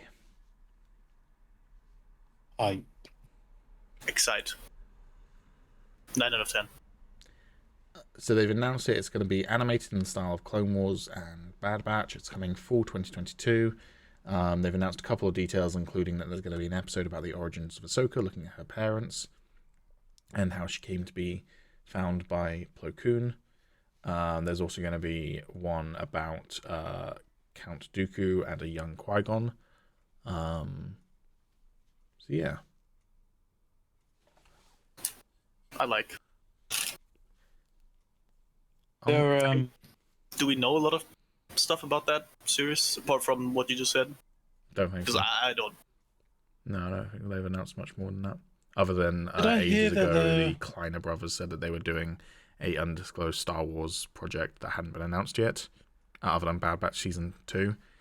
And that's almost certainly what it is, so the Kleiner brothers are probably returning to compose it, which isn't surprising. But I swear I heard or saw something that they're bringing back what's-his-face for Qui-Gon. Liam Neeson. Yeah, that's it. Yeah, they're bringing him back for adult Qui-Gon. And I think I might have read somewhere that his son might be playing young Qui-Gon. That'd be cool. I'm very surprised about that. Yeah. What about bringing back Liam Neeson? Yeah. The controversy that we discussed a long time ago about Liam Neeson, I'm pretty sure was older than the last time he appeared in the Star Wars project. So, Oh, really? I mean, I'm pretty sure he appeared in Rise of Skywalker, didn't he? As a Yeah, he voice? did. And I don't think that was archive. I think that was them bringing him in. So yeah, Oh. I think No, I mean, they've, not Disney specifically, but I think media has managed to shuffle that Liam Neeson controversy under the rug, and he's allowed to continue on being Liam Neeson. Pretty sure that wasn't archive. Didn't he also say her name? Didn't he say Ray? Isn't that Yeah, him? I'm pretty sure it was original. I'm I'm pretty pretty sure sure that was him, right? everyone Yeah. except for actors who are no longer around provided original voice work for that Yeah. sequence. Yeah. Yeah, because he said, Ray, as a Jedi, we have a very particular set of skills. Is that what he said? Word for word. Damn. and then he, Gotta then he watch hung that up the movie. phone. You better beat him before your powers are taken. But Oh, sucked dry. I don't think I said explicitly on the podcast, but specifically what Tales of the Jedi is, it's an anthology of original animated shorts. So it sounds like it's probably not going to be like half-hour format that Clone Wars or Bad Batch is, but maybe a little bit shorter. But anthology setup about I like Jedi that. from the prequel era. Yeah. Just a little bit more background info. Yeah. I mean, nobody can be pissed about that. That's just great. I can. Like, what? I mean, it's changed my mind, I guess. I mean, I love how you perfectly segued me into talking about. All right, I'm not pissed off, and I do think it sounds cool. I'm genuinely, I think this is a really cool sounding show, and I don't want to be a bummer, but I can't help but feel a little bit bummed out by the announcement though. Alex, do you remember a couple of weeks back on the podcast when this got leaked? Me talking about what it could mean. Yeah, no, I can understand why you'd be Yeah. a bit disappointed. So to fill you boys in, Tales of the Jedi is the name of a Legends comic book that spanned it was literally the comic book that inspired Knights of the Old Republic, the video game. And Knights of the Old Republic, the video game, is a spiritual sequel to Tales of the Jedi. Tales of the Jedi is a comic book spanning several different runs. The main story that it told was the story of Ulic Queldroma, Kay Queldroma, Nomi Sunrider, and Exar Kun. If you don't recognize any of those names, Exar Kun is the guy who created the double-bladed lightsaber. He is one of the most powerful Sith Lords, and he basically revitalized the Sith when they were dead. There was also a run of Tales of the Jedi that explored the early origins of the Sith Empire on Korriban. It is like gold standard of Star Wars comic books set in like the ancient Jedi Order. And it's the same name, and it's the same fucking logo. Like, Okay. it's not even like when they originally it leaked, articles were sharing the logo, and I was like, oh, they're probably just grabbing the logo from the comic book. Nope. That's the official logo that Star Wars tweeted out. That is the same logo as the comic book. And I'm like, that hurts me a little bit that you're just doing prequel era. Now, it might be that the tweet is a bit misleading and they will do some older stuff as well. It might be that they will leave that for a season 2. But I'm like, we've had a lot of prequel Jedi stories, so it'd be really cool to see some ancient Jedi stories from earlier than the High Republic. This was like your perfect chance to do Old Republic stuff. And I'm a little bit bummed out that you're not. Like, I'm really excited to see Ahsoka stories. I'm really excited to see Count Dooku stories, but also would have loved some ancient Jedi stuff. I understand where you're coming from. And to be honest, I would probably be pissed off as well. But, I mean, you're more pissed about what we're not getting. Yeah, exactly. And I'm excited about what we're getting. Like, I want to stress that I like what we're getting. I just wish that at the very least we were getting that and also this other stuff that I want. And you can, oh god, that's a difficult sentence to say. In an anthology, there we go, got through it. In an anthology format, you could absolutely do that. So maybe they are going to do that in season 1. They just haven't said it because they want to like have it be revealed as you watch an episode, or maybe it'll be a season 2 thing. But I think if they completely just don't touch that era, that's just such a fucking missed opportunity. Definitely missed opportunity. Yeah. I think what would be really cool is if they did like season 1 prequel era, season 2 Old Republic era, or High Republic era. Yeah. And then season 3 Old Republic era. Yeah. No, Yeah. I think I'd be fine with that. Yeah, and they just like keep going back basically. So you get stories from different generations and like teaches you much more about like the actual history of Star Wars, and then they can bring in stuff like Revan and stuff, and like because I think that'd be cool just to see in like a little short. Like, yeah, obviously I'd love like a massive Revan movie and have like Knights of the Old Republic on the big screen, but like I wouldn't need that. That's just what I want. I don't know if you ever watched, but when SWTOR was announced, they did like a bunch of lore videos on the YouTube channel, which were like presented like it was some archive in the Jedi Temple, and like it was a narrator and it's a holovid sort of thing. But they did those about characters like Revan and stuff, and they were really fun to watch. So even if it was like a abridged history of the fall of Revan or whatever, that would be cool in 20 minutes or whatever. Also, you know, as an anthology format, you don't have to stick to old Jedi. You could go forward and do Luke. You could potentially do stories about Rey if you wanted to. You know, we could Leia as a Jedi. You know, you can do it in whichever way you want, really. But yeah, I just think there is no way that title and that logo got confirmed and like approved by Disney without someone knowing 100% what they were doing. So the fact that it's not seemingly not related to that at all is like, well, why would you do that then? Call it something else, give it a different logo. Yeah, that does seem a bit weird, I agree. It feels like they intentionally knew that they would get some people hyped, and then if they're not touching it at all, then why? Why would you do me like this? But I mean, that does sound a bit curious. But we don't know how many episodes it's going to be. They've only talked about seemingly 2 episodes, which is the Ahsoka episode and the Dooku episode. It could be that they're just not saying it, and then imagine how hyped you would be if you tuned into episode 3. So you'd have your Ahsoka episode and your Dooku episode. You tune into episode 3 and it's fucking Revan, or it's Exar Kun, or whatever. You'd be like, oh, fuck, shit, sort of thing. So Or maybe Exactly. maybe the format will be like Ahsoka gets brought to the Jedi Temple, and then we like as she gets brought to the Jedi Temple, you see her walk past Qui-Gon. Then the second episode is Dooku and Qui-Gon, and then Qui-Gon meets a very youngling Obi-Wan, and he's like, "Let me tell you some legends of older Jedi," and it could be like that. We don't know. I'd like that. Yeah, that would be pretty cool. But yeah, I don't know. I just hope that they do more. But I as I said, I want to stress, I like what we're getting. I just also want more. Which is kind of just me as a Star Wars fan, isn't it? I like what you're giving me, but give me more. But yeah.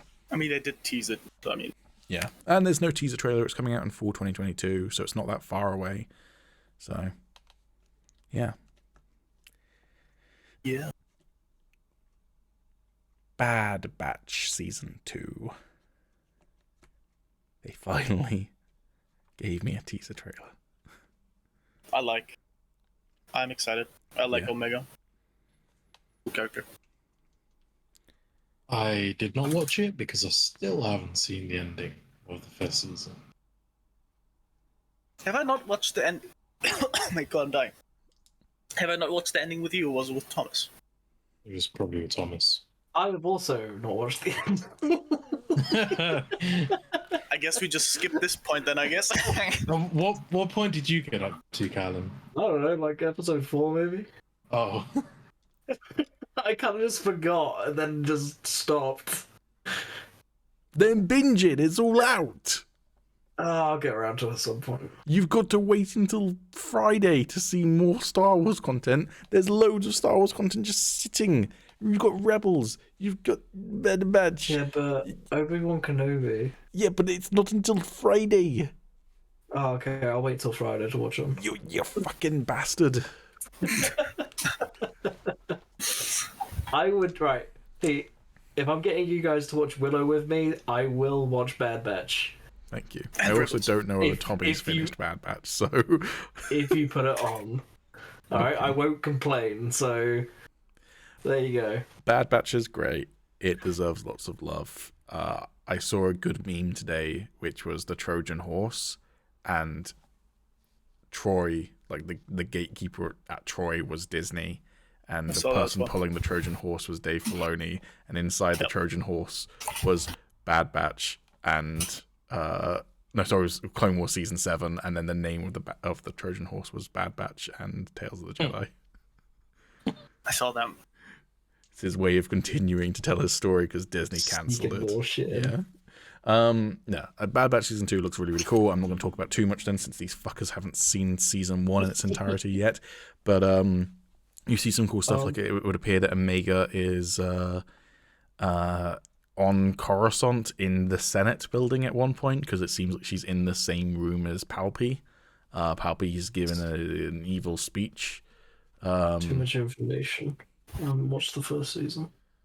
Okay, the main character survives. That's the spoiler you just got given. God damn it, Pete. The Bad Batch appear to have like decorated their armor to look a bit more kind of rough and tumble, and the out in the galaxy and the fringes, rather than the more kind of clean, sleek Bad Batch armor they had in Season 1. You see a shot at one point of what looks to be Commander Cody in a redesigned armor that might be like Stormtrooper, but not quite Phase 1 Stormtrooper armor. You see what might be a member of Delta Squad from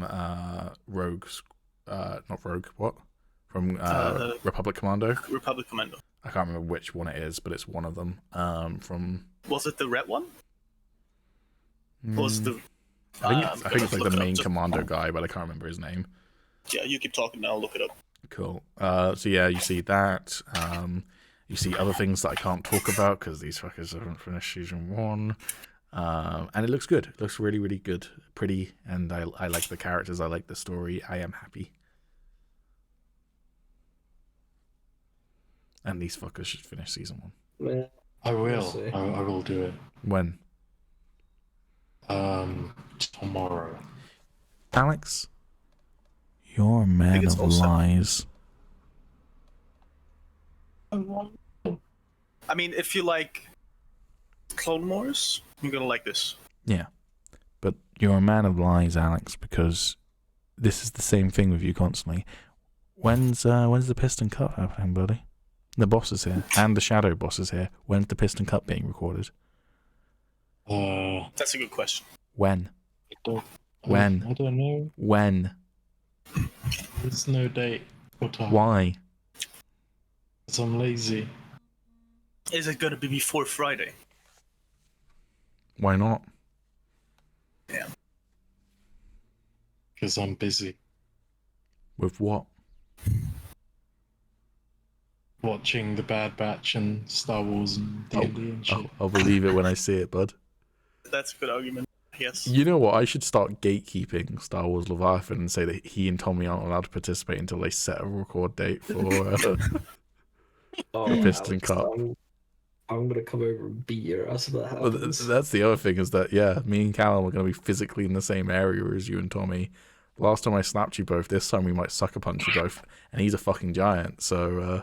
Well, to be fair, you slapped me, but Tom, the sneaky bastard, managed to... well, not sneaky, but the slippery bastard managed to escape your wrath. When we stay over yours, are we all going to be, like, sleeping in the same room or whatever? No, we need to arrange that. Okay, I'm just thinking if I'm in the same room as Tommy, he's going to be vulnerable when he's asleep. Oh, God, the ever shit out of him when he's asleep. That sounds a bit menacing. Yeah, you know, you just grab a pillow. Maybe grab a shirt and some water. Oh no. I have flannels. Perfect. Forceful hydration challenge coming to the channel soon. Exactly. Just to hydrate and keep them warm. For our first ever Patreon only video, we wore porn Tom. Yeah. He will tell us where the rebel bases are. Okay, and final bit of Star Wars news, unless they've announced more stuff. I think Celebration's over now, but it might be worth me just quickly checking their Twitter account just to see if there's anything more. The final bit of Star Wars news is Visions is officially returning for a season 2 in spring 2023. Oh yeah, I can't wait to like only one episode. I was going to say, let me guess you guys haven't finished Visions. No, I haven't. That's exactly what I was about to say. I watched but I only watched and I was like, you know what? Wait. I actually only like the first one. You finished Vision, but you didn't finish Bad Batch? Visions is shorter. But still. I don't know. After a shitty Visions episode, I wouldn't be sitting there being like, yeah, I want another one. I didn't finish Vision. I mean, I didn't really think any of the Visions episodes were shit. Like, I didn't come away from any of them thinking, oh man, that was a waste of my fucking time. Like, I'm pretty sure I just watched an episode and then, like, I had to do, like, it was late at night, I had to do something the next day, and then I just forgot about watching it that day, and I just didn't go back to it. Like, I do still want to finish it. I just then do it. I will. I didn't like it that much, to be honest.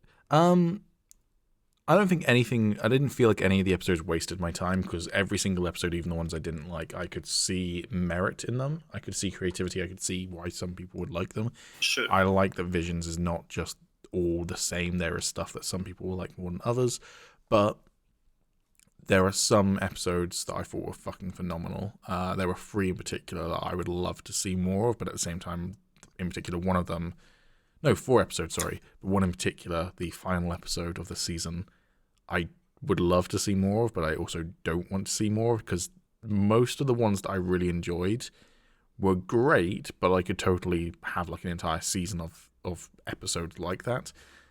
But the final episode feels like a perfect short story in the sense that everything is complete. There is no need for anything more. And therefore, almost if they did more, it would kind of ruin it a little bit. But yeah. Also, apparently George Lucas has his fingerprints all over the Bad Batch. Quote from Matt Michnovets. Shout out to George, he really wanted to do this show. That's from Star Wars Celebration yesterday. So if that doesn't make you want to finish Bad Batch, I don't know what will. That's a Let him thumbs up touch for it. me. Finish it tomorrow. I'll believe it when I see it. Ooh, You have my word as a man. high words. That's not worth much. I just Change- thought it sounded change cool. But yeah, I've just flicked through the Twitter, and other than a clip of Sam Witwer doing his Kenobi scream, Yeah, I saw that. I have it open right now. yeah. Other than that, no new news. So that's it. We're done. Good podcast, everyone. We do, however, know when and where the next celebration is. Do we? It's in London. When was that Eat announced? space. And when are we going? When is it? Tell me It's more. in April 7th till 10th.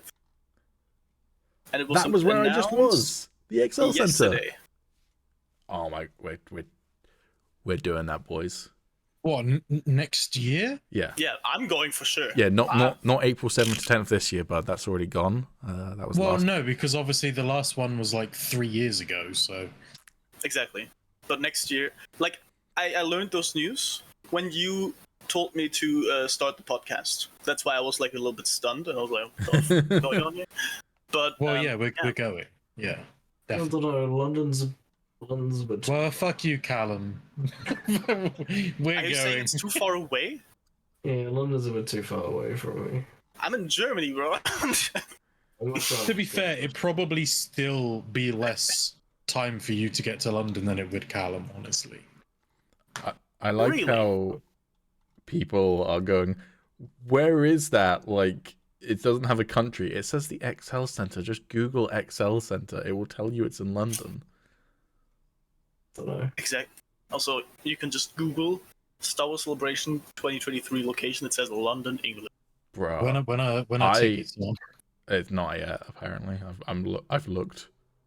But, bro, I've kind of assumed that I would never get to go to Star Wars Celebration until I was insanely rich, if that ever happened. Because I would That's what never I be able to go thought. to America. Yeah, neither. Ah, mate. We Those are are some good ass news. that, yeah. Okay, that's fucking cool. Thank you for sharing that. So I completely missed that even when I was scrolling back through the Twitter. I was just like, oh, they've tweeted out a screenshot about Celebration. Star Wars tweeted that 10 hours ago, apparently. I'm already excited about going. And Yeah. like, It's next year. And it's tickets aren't 11 even months. available I It's was just about to 11 say, months I don't have away. a ticket yet, and I'm like, let's Yeah, go. we're gonna have to keep an eye out. I mean, it's fuck it. That's made me follow Star Wars' Twitter account. I'll probably look at half of what they tweet, but yeah. London's a bit far. It's also April. Callum, I will beat you up. You're coming to Star Wars Celebration next year, unless you decide to burn some bridges. I'll fucking do it. I don't Wait, care. how many kilometers is it for you? It's 812 for me. We don't measure in kilometers. We're British. Yeah, I'm afraid not, but we use. Do you use We miles? use centimeters. Okay, let me. Side note, 504. 504. Yeah, it's less than that for Callum. Okay. It's not that close for Callum, to be fair. Like, so London's about an hour from where I live. Excel Centre was maybe another hour by tube, but that's because Google Maps doesn't know about the Victoria line, and the other line was shut. The Victoria line, actually. It didn't tell me to use the Victoria line. My friends had to tell me to use the Victoria line on the way back, and it was so much quicker. Like, Google Maps literally didn't recommend me taking the Victoria line, even though I could have taken it. I could have gone Waterloo to Northern Line to Tottenham Court Road, and then from Tottenham Court Road, I could have then taken the Victoria line straight to the XL Centre. But instead, it took me like on two different lines that got me a 15-minute walk away from the XL Centre rather than a 2-minute walk. So Yeah, London's like 100 miles away.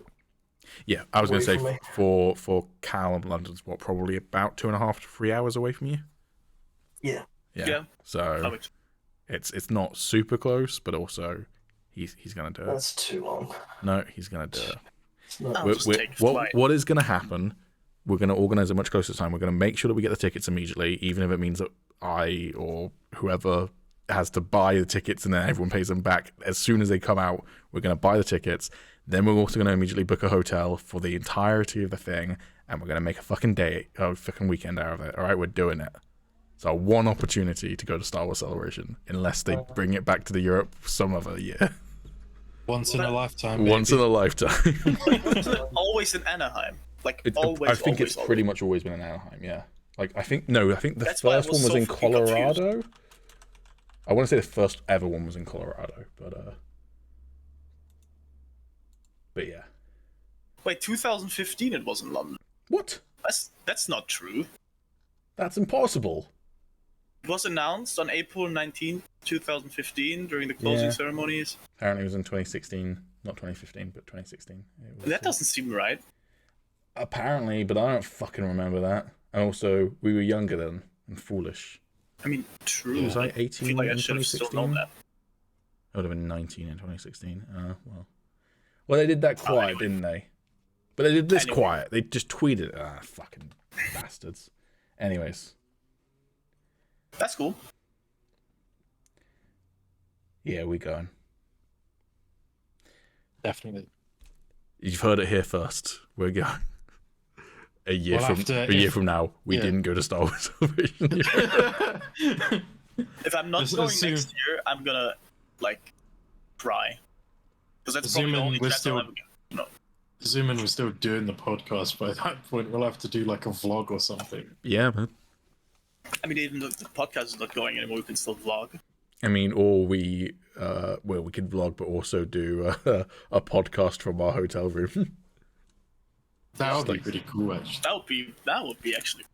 Anyways, Kenobi. We're not done with Star Wars, but we're done with Star Wars news.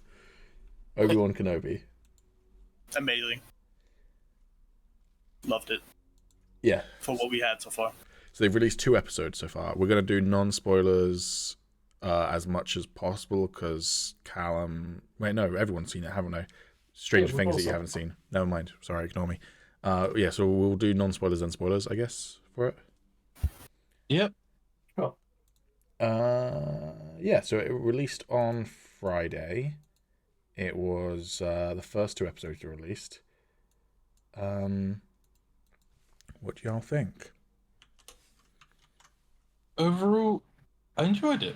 I enjoyed it more than I thought I was going to. I'm definitely interested in the story, where they're going to take it. There are a small couple of things that made me, kind of be like, what the fuck just happened? But I'll get onto them in the spoilers. Yeah, overall, I think it's pretty good. It's nice to see Kenobi once again, even though I wasn't that excited for it. I mean, we watched it together, so I'm basically 100% sure I know what moments we're talking about, but I think those moments are small enough to just look over them. Yeah. That being said, I think it's basically as good as I imagined and as good as it can be for at least the 2 episodes we got so far. Mm-hmm. Yeah. Callum? Yeah, no, I'm pretty much the same. I thought it was solid. There was one thing I think both the episodes, just some weird editing things. Mm. Probably My what we'll personal talk opinion. about. Yeah, the chase scene reminded me of the moped scene in Boba Fett. Yeah. In a A good little way, because you weird. love that scene. Yeah, Boba Fett. Yeah. And there was another one, but I can't remember what it was now. It was just probably really minute, but at the time I was just like... Yeah. No. For me, and I think it's worth saying, I don't know how hyped everyone else was for it. I think I know Alex wasn't particularly hyped for it. I was really hyped. I was like, it's cool that we're getting it, but I would be lying if I wasn't a little bit worried about what it was going to be and whether it would be worth kind of opening this can open again. But I fucking loved it. And I get that. It misty-eyed me multiple times, and I'm really excited to see where it's going to go next. I mean, I feel like that's always the case with stuff that is so universally loved, because I mean, nobody really hates Obi-Wan. I mean, even people who hate Jedi kind of like Obi-Wan, I feel like. So, yeah. I get what you mean, that opening this can again might be dangerous, but I feel like they did a very good job of that. Yeah, agreed. I mean, as I said, like I don't hate Obi-Wan at all. Like I really like him as a character. You know, You like just hate Ewan McGregor. I mean, I dislike Ewan McGregor because of his personal life, but it's his personal life and it doesn't affect me. But like, but yeah, like I just, as I said, I wasn't that hyped for it because I basically would have preferred Tales of the Jedi, which I'm now getting anyway. So now I'm just kind of like, oh well, I get both. This is pretty cool. Exactly. Yeah, that's fair. I will say, without getting to spoilers just yet as well, so the premise of the show that they put out in teaser trailers and stuff, and I don't know about anyone else, I only watched that first teaser trailer. I didn't watch anything else they put out about it, because doing my normal thing of avoiding any other marketing. We all knew Ewan McGregor's coming back as Obi-Wan Kenobi. We all knew that Hayden Christensen was coming back as Darth Vader. We all knew that the Inquisitors were going to be, including a new Inquisitor, was it the third sister? Third, I think, yeah. Yeah, Reva. And we also knew that Luke Skywalker and Uncle Owen were going to be in it, because they're both in the trailer as well.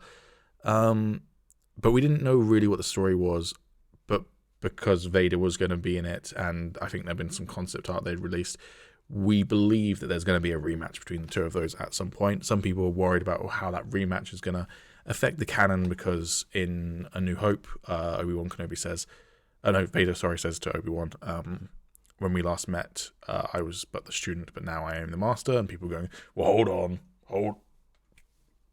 When they last met in Revenge of the Sith, that's true, but in this new show, if they meet, how can that possibly be true? Which, it could be. We will see, I guess. Yeah, but like, people have been worried about how it might affect the canon, and then people have also been kind of worried. Why would Obi-Wan leave Tatooine? Because we see that in the teaser trailer. Like, why would he ever do that sort of thing? I think we don't know exactly where the show is going to go. The teaser trailer only basically shows the first 2 episodes, and there's 4 more. Or if you believe in McGregor at Star Wars Celebration yesterday, there might be 6 more. 8 more, because he said, I hope you enjoy episodes 3, 4, 5, 6, 7, 8, 9, and 10, which some people have taken to mean that they've secretly made the season longer than they told us. Other people are like, he just wants a season 2. But so far what we've gotten has relieved a lot of my concerns about the show in terms of what they're doing in the story, and I'm really excited to see where it goes next.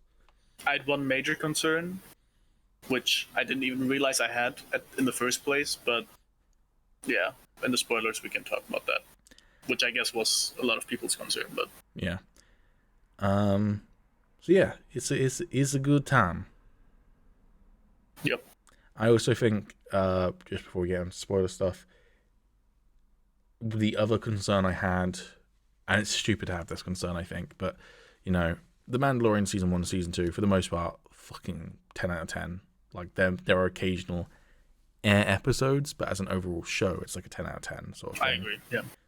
Book of Boba Fett, there are certain episodes that are 10 out of 10, mostly the non-Boba Fett ones, but the overall show, I think we all felt, was a bit rocky. And part of that a lot of people have felt was the mismatch in direction styles, which is interesting because pretty much all the directors on Book of Boba Fett also directed episodes of The Mandalorian, but it's just like there were stylistic choices in Book of Boba Fett that felt at odds with both the story and also what else they were doing, I guess, like what else other directors have been doing.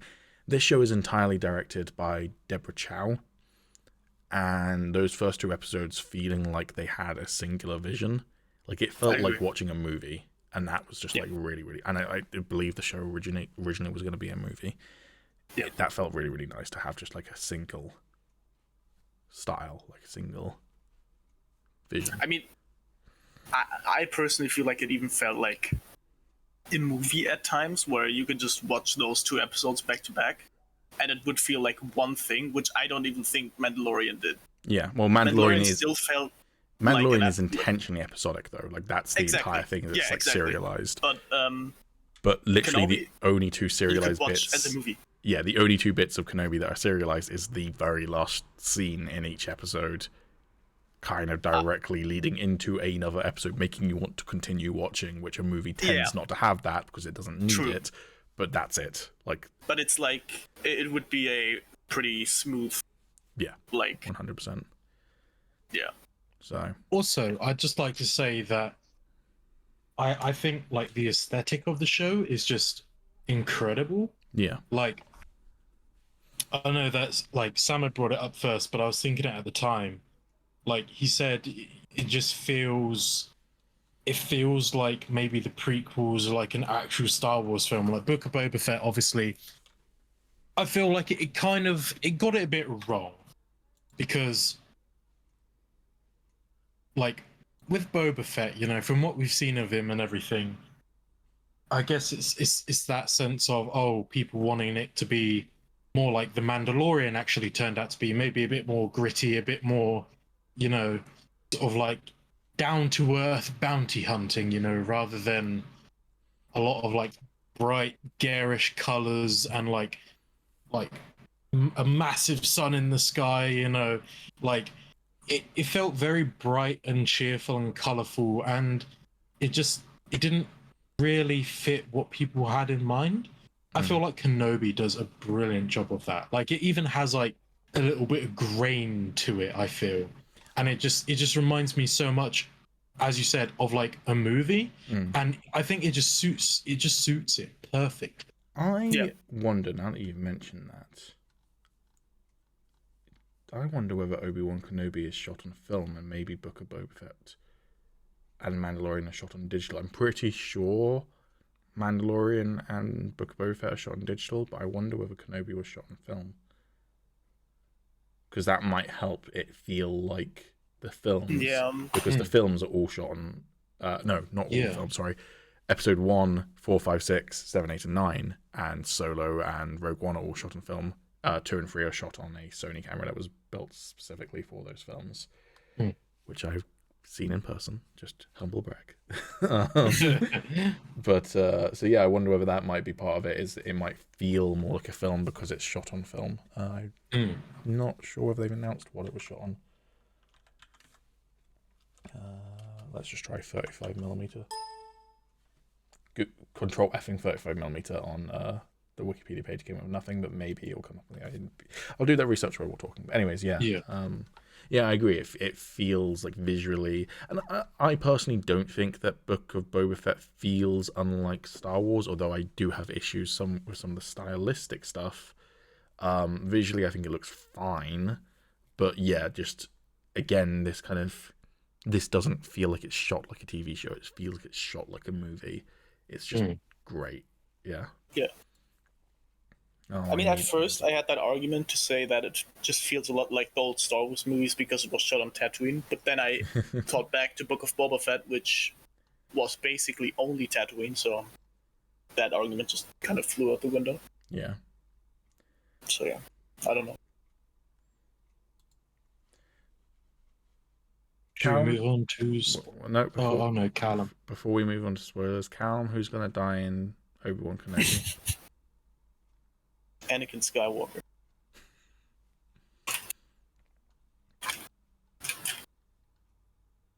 Callum dead? What is that? He's in trance. Is he deceased? He's communing with the Star Wars gods, asking for answers. There's fucking Obi Cinder Block Kenobi. It's his gambler title.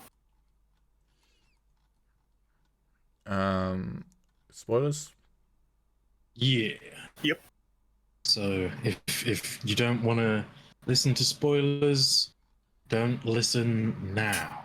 There are things at the bottom in the description, chapters and at the bottom above the bar, but not on the bar, just like there's the red bar at the bottom of the YouTube video where it's like telling you where you are, and just above that there's the chapters, and you can select the chapter you want to be on. And you have been warned. So before I forget about it, I just want to kind of go back to what you were saying about, is Obi-Wan gonna have a rematch with Vader and everything?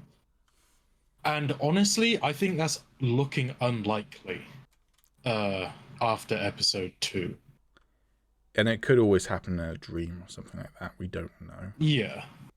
Because, I mean, it's kind of implied that after not using the Force for so long, he's kind of like... He's not as connected to it.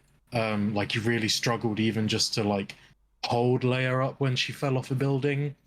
It looked like he had to use a lot of effort and strained himself to do that.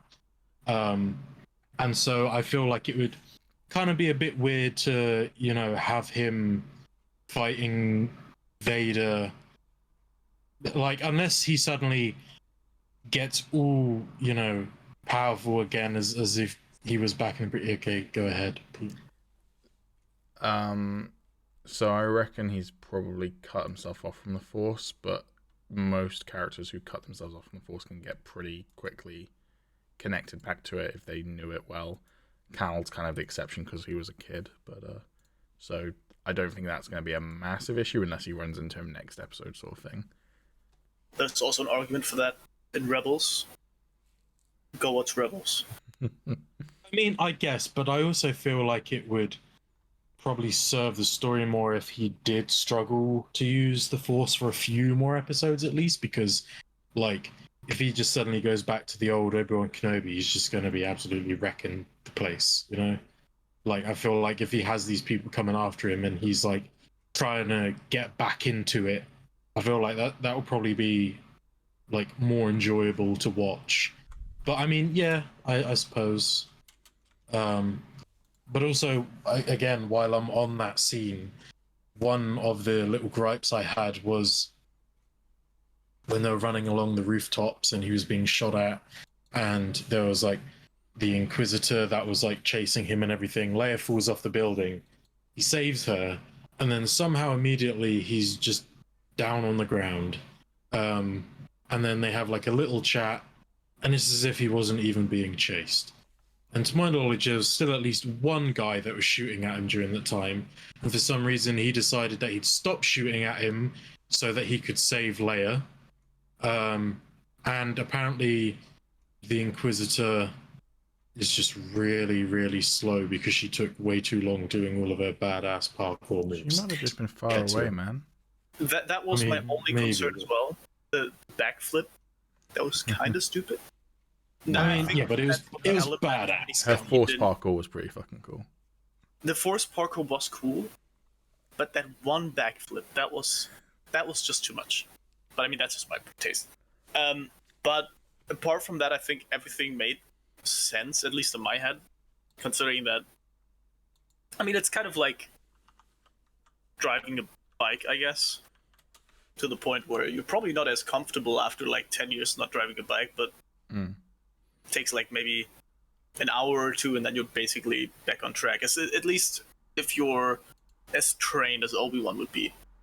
And I mean, he did cut himself off the Force, but it's not like he hasn't used the Force in like 10 years, considering he probably still tried to commune with Qui-Gon and shit like that. So that's a good point, actually.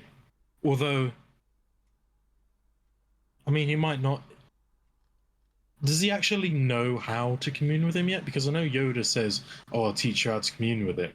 But like, I'm pretty sure Yoda would have showed him how. He probably didn't succeed yet, but considering that he asked for Qui-Gon's name after his nightmare thingy, I feel like he at least tried before. Yeah. So it's also possible that he has succeeded, but he's now cut himself off from the Force, and so isn't able to communicate with Qui-Gon exactly, anymore. that could also be. Or as Sammo said, maybe he hasn't succeeded yet, but he knows the theory at least. Yeah. Or maybe he just has early onset Alzheimer's or something, and like he just still thinks that his master is actually still alive, and that's why he doesn't remember R2 in the first movie. Here's a Yeah, simple that answer. has to be it. Obi-Wan That's what he has Kenobi, on. the sarcastic fucking git he is, just lied. Yep. Or he went to the doctors and found out he had a low midi-chlorian count. Maybe. Happens to the best of us. I'm sorry, Mr. Kenobi, but it's looking like you won't be able to have Force babies. No. What if in A New Hope, all the stuff he does with the Force is actually with magnets, and he actually never gets his Force powers back? That was such a funny fucking scene. I loved that.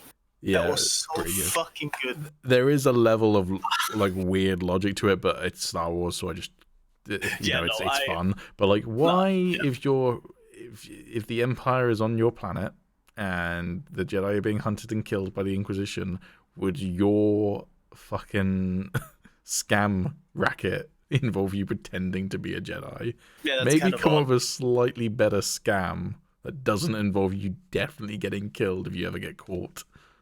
Especially answering as, yes, I am a Jedi, when asked if you're a Jedi isn't really the safest option to Yeah. go along.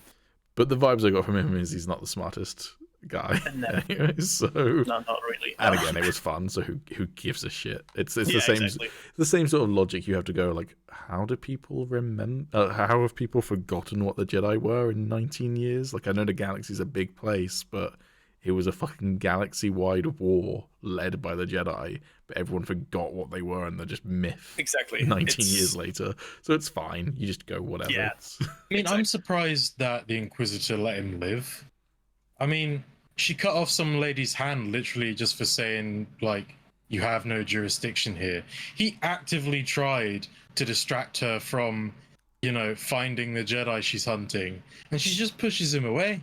She knocked him Like- out, though, right? Yeah, but I mean, like, it wouldn't have taken her long just to have gone. yeah. I mean, she can still dead. use him. Like, She can still use him because he's the one giving them transport. True. We don't know how many episodes he's in. He might be back next episode. I'd love yeah, him. so just plot basically. He had plot armor. I mean, yeah. Plot in armor's that better case, than Beskar, baby. True. I mean, you could make an argument for that she was warned before to, like, maybe chill at least a little bit. Yeah. That might be Who would one know? reason. Who would care? I know it's a stretch, but it might be a valid reason as to why she would maybe not straight up. I mean, swap.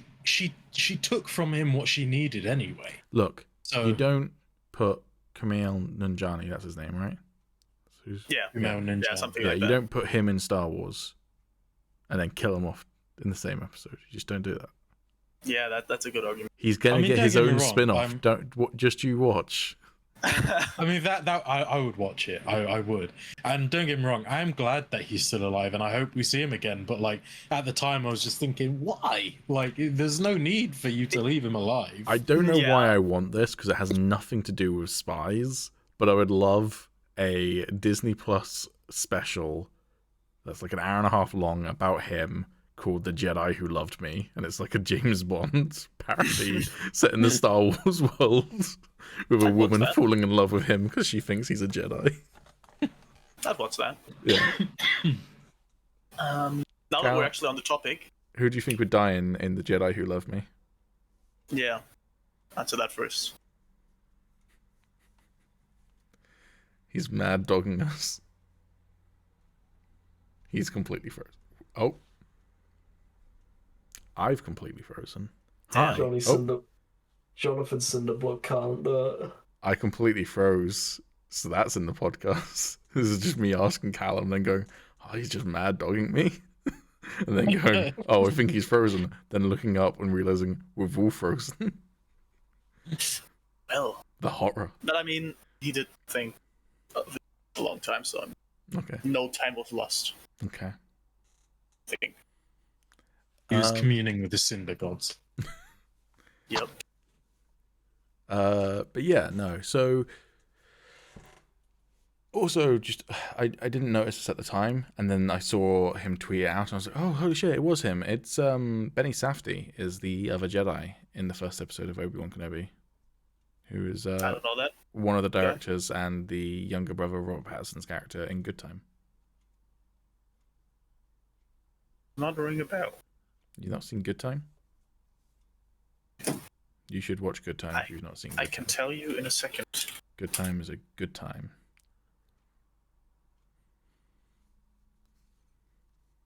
Nope, that doesn't not ring a bell. It's a film where Robert Pattinson plays a criminal and his brother has special needs, and he drags his brother along on a criminal tirade, and yeah, it's a good time. And the brother would be the Jedi guy. Yeah, who was also one of the two directors of that film. I see. That makes okay. I see. But yeah, I was just like, oh shit, that's the guy from Good Time. All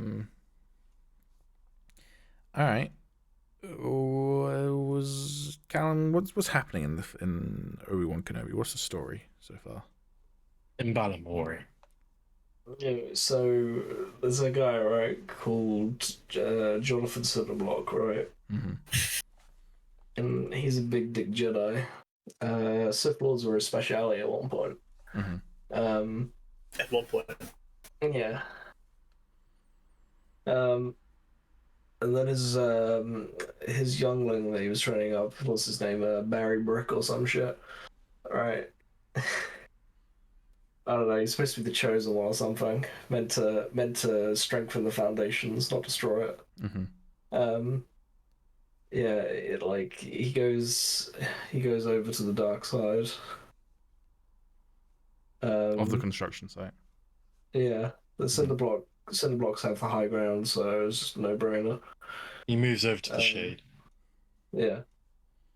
Yeah, he fucks him up. And now he has to deal with the consequences of his own actions. Simple as. Cool. Yeah, I really love that. At least so far, the story is about Princess Leia. I think that's such a fucking cool way to take it, and I don't know why. Completely didn't think that would ever be on the table, but it makes perfect sense. Now thinking back, that was what I meant at the start.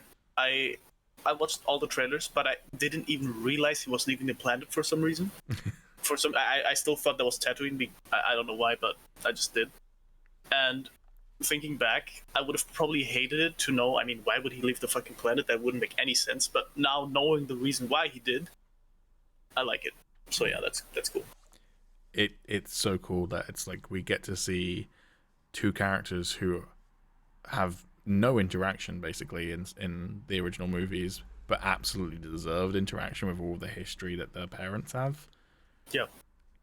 Or Leia's parents have with Obi-Wan. It's just like the perfect story to tell. I think it's such a cool addition to the canon. And it adds weight to the "Help me, Obi-Wan Kenobi, you're my only hope," because she actually has potentially, I guess she doesn't technically know that he's Obi-Wan yet. She knows that he's Ben Kenobi. Yeah. Still. That just makes, I mean, I think maybe she don't know. I think she might even just know him as Ben. I'm not even sure if she knows Does his she even surname. know him as Ben? Does she even know his name? Yeah, because knows Ben 'cause he gives him- she asked what his name was and he goes, I'm Ben. Oh, okay. But it wouldn't surprise me if by the end of the series she knows that his name is Obi-Wan Kenobi. Probably. And that adds weight to the "Help me, Obi-Wan Kenobi, you're my only hope," because she's actually been saved by him before. Like, so that's really fucking cool. Yeah, I agree. It does, I guess, bring a small little weird bit, which is like, well, if she does know by the end of the series that his name is Obi-Wan Kenobi, and she Why therefore wasn't met she a bit Obi-Wan more Kenobi- upset when he died? Well, actually, it might fix. Funnily enough, it might fix a major gripe I have with the sequel trilogy. I'll get to that in a moment, but it does beg the question: why haven't we seen her talk to Luke a bit more about it? Because they would have that like shared connection there. But then that could have just happened off screen because A New Hope ends, and then Empire Strikes Back picks up 5 years later, so or 3 years later. I mean, it does also make sense that they'd name Kylo Ben. That's exactly what I was going to say. My biggest gripe in terms of just like weird decisions with the sequel trilogy is is Han and Leia's son called Ben when those two characters have virtually no connection with Ben. But this could lend a little bit of credence to that. So, I mean, I like the theory though. That's nice. Yeah. I mean, it's not really a theory. It kind of is. I found it interesting because when me and Sammo were watching it, when the Inquisitor, says, "Oh, Darth Vader will be pleased or whatever. He'll want to meet you. Blah blah blah. He's alive or whatever." And like Obi-Wan clearly looks very shooketh.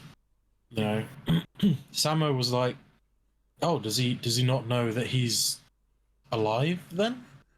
And and obviously my first reaction was, well, I kind of assumed that he didn't because, like, in his dreams, it's basically him killing him, right? Like he has absolutely no reason to believe after he left that some dude would come and fix him up and turn him into this like killing machine.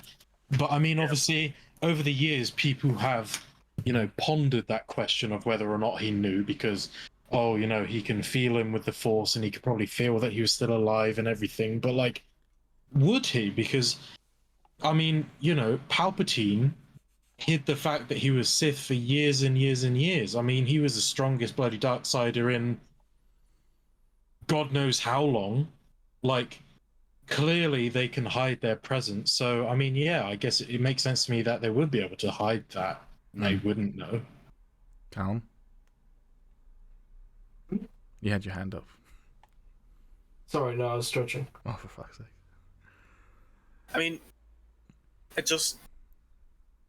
mean, personally, I think he should have still failed it if Anakin would have died there, because, I mean, he was so close. Anakin was basically dark side user for, like, what, a few hours by then, maybe? A few days, if most. I feel like if he would have died, as Obi-Wan said, like, he was his brother, they were basically doing everything together. I feel like Obi-Wan should have known if he would have died there. I think it's neater going into A New Hope if you assume that Obi-Wan does know, because he doesn't seem particularly surprised when Vader confronts him and is like, when we lost, blah, blah, blah, blah, blah. So, like, there's this assumed knowledge, and then when Luke says to Force Ghost Ben, you didn't tell me about him being my father, Obi-Wan's ghost isn't like, wait, what the fuck, sort of thing. So, like, it's fair from the original trilogy, the context, you would assume that he does know. But at the same time, I think it works perfectly that he finds out in this show and didn't know up until this point. Because that makes good sense. Most characters in... The fact that Darth Vader was Anakin Skywalker is one of the best kept secrets in Star Wars galaxy. Like, most characters don't know. And Ahsoka didn't know, and she first works out that he maybe is Anakin when she confronts Vader for the first time, and even then isn't convinced until it's basically, like, right in her face that he is. So, yeah, I think it's, maybe it's just the anguish that Obi-Wan feels that clouds his judgment. But it's also just a more interesting story, I think, right? So we have Obi-Wan who spent the last 10 years racked with guilt over killing his brother. And now he's going to be racked with the guilt that he didn't kill his brother and unleashed a much worse darkness on the galaxy because he couldn't finish the job.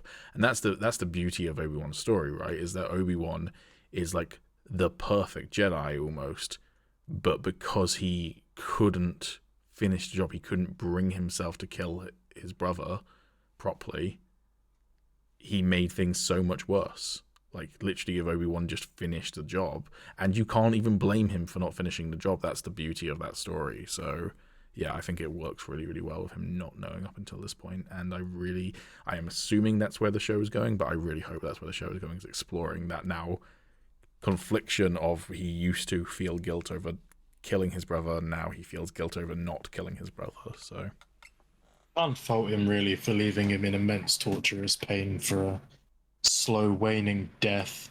I've never taken it as that's what he was doing, though. Yeah, no, neither. It's always the way I've always seen that scene is that he couldn't bring himself to be the one to kill Anakin. He's not thinking of like, I know that's suffer what or anything. It's just like I know can't that's be what it. it's meant to be, but like when when you think about life and death, It's what it is, I if guess. someone's suffering, usually if something's suffering, you want to end it as quickly and as painlessly as possible. And especially if you really love something or someone, but like in that instance, yeah, sure, he couldn't bring himself to do it, but also like the aftermath of that was him leaving him in immense and torturous pain to slowly die. True, but yeah. But he did straight up say to Yoda, "I can't kill him." So Which like the film, he was right much, about. Yeah. I mean, he could have also just sawed him in half when he was jumping above him, which he didn't do.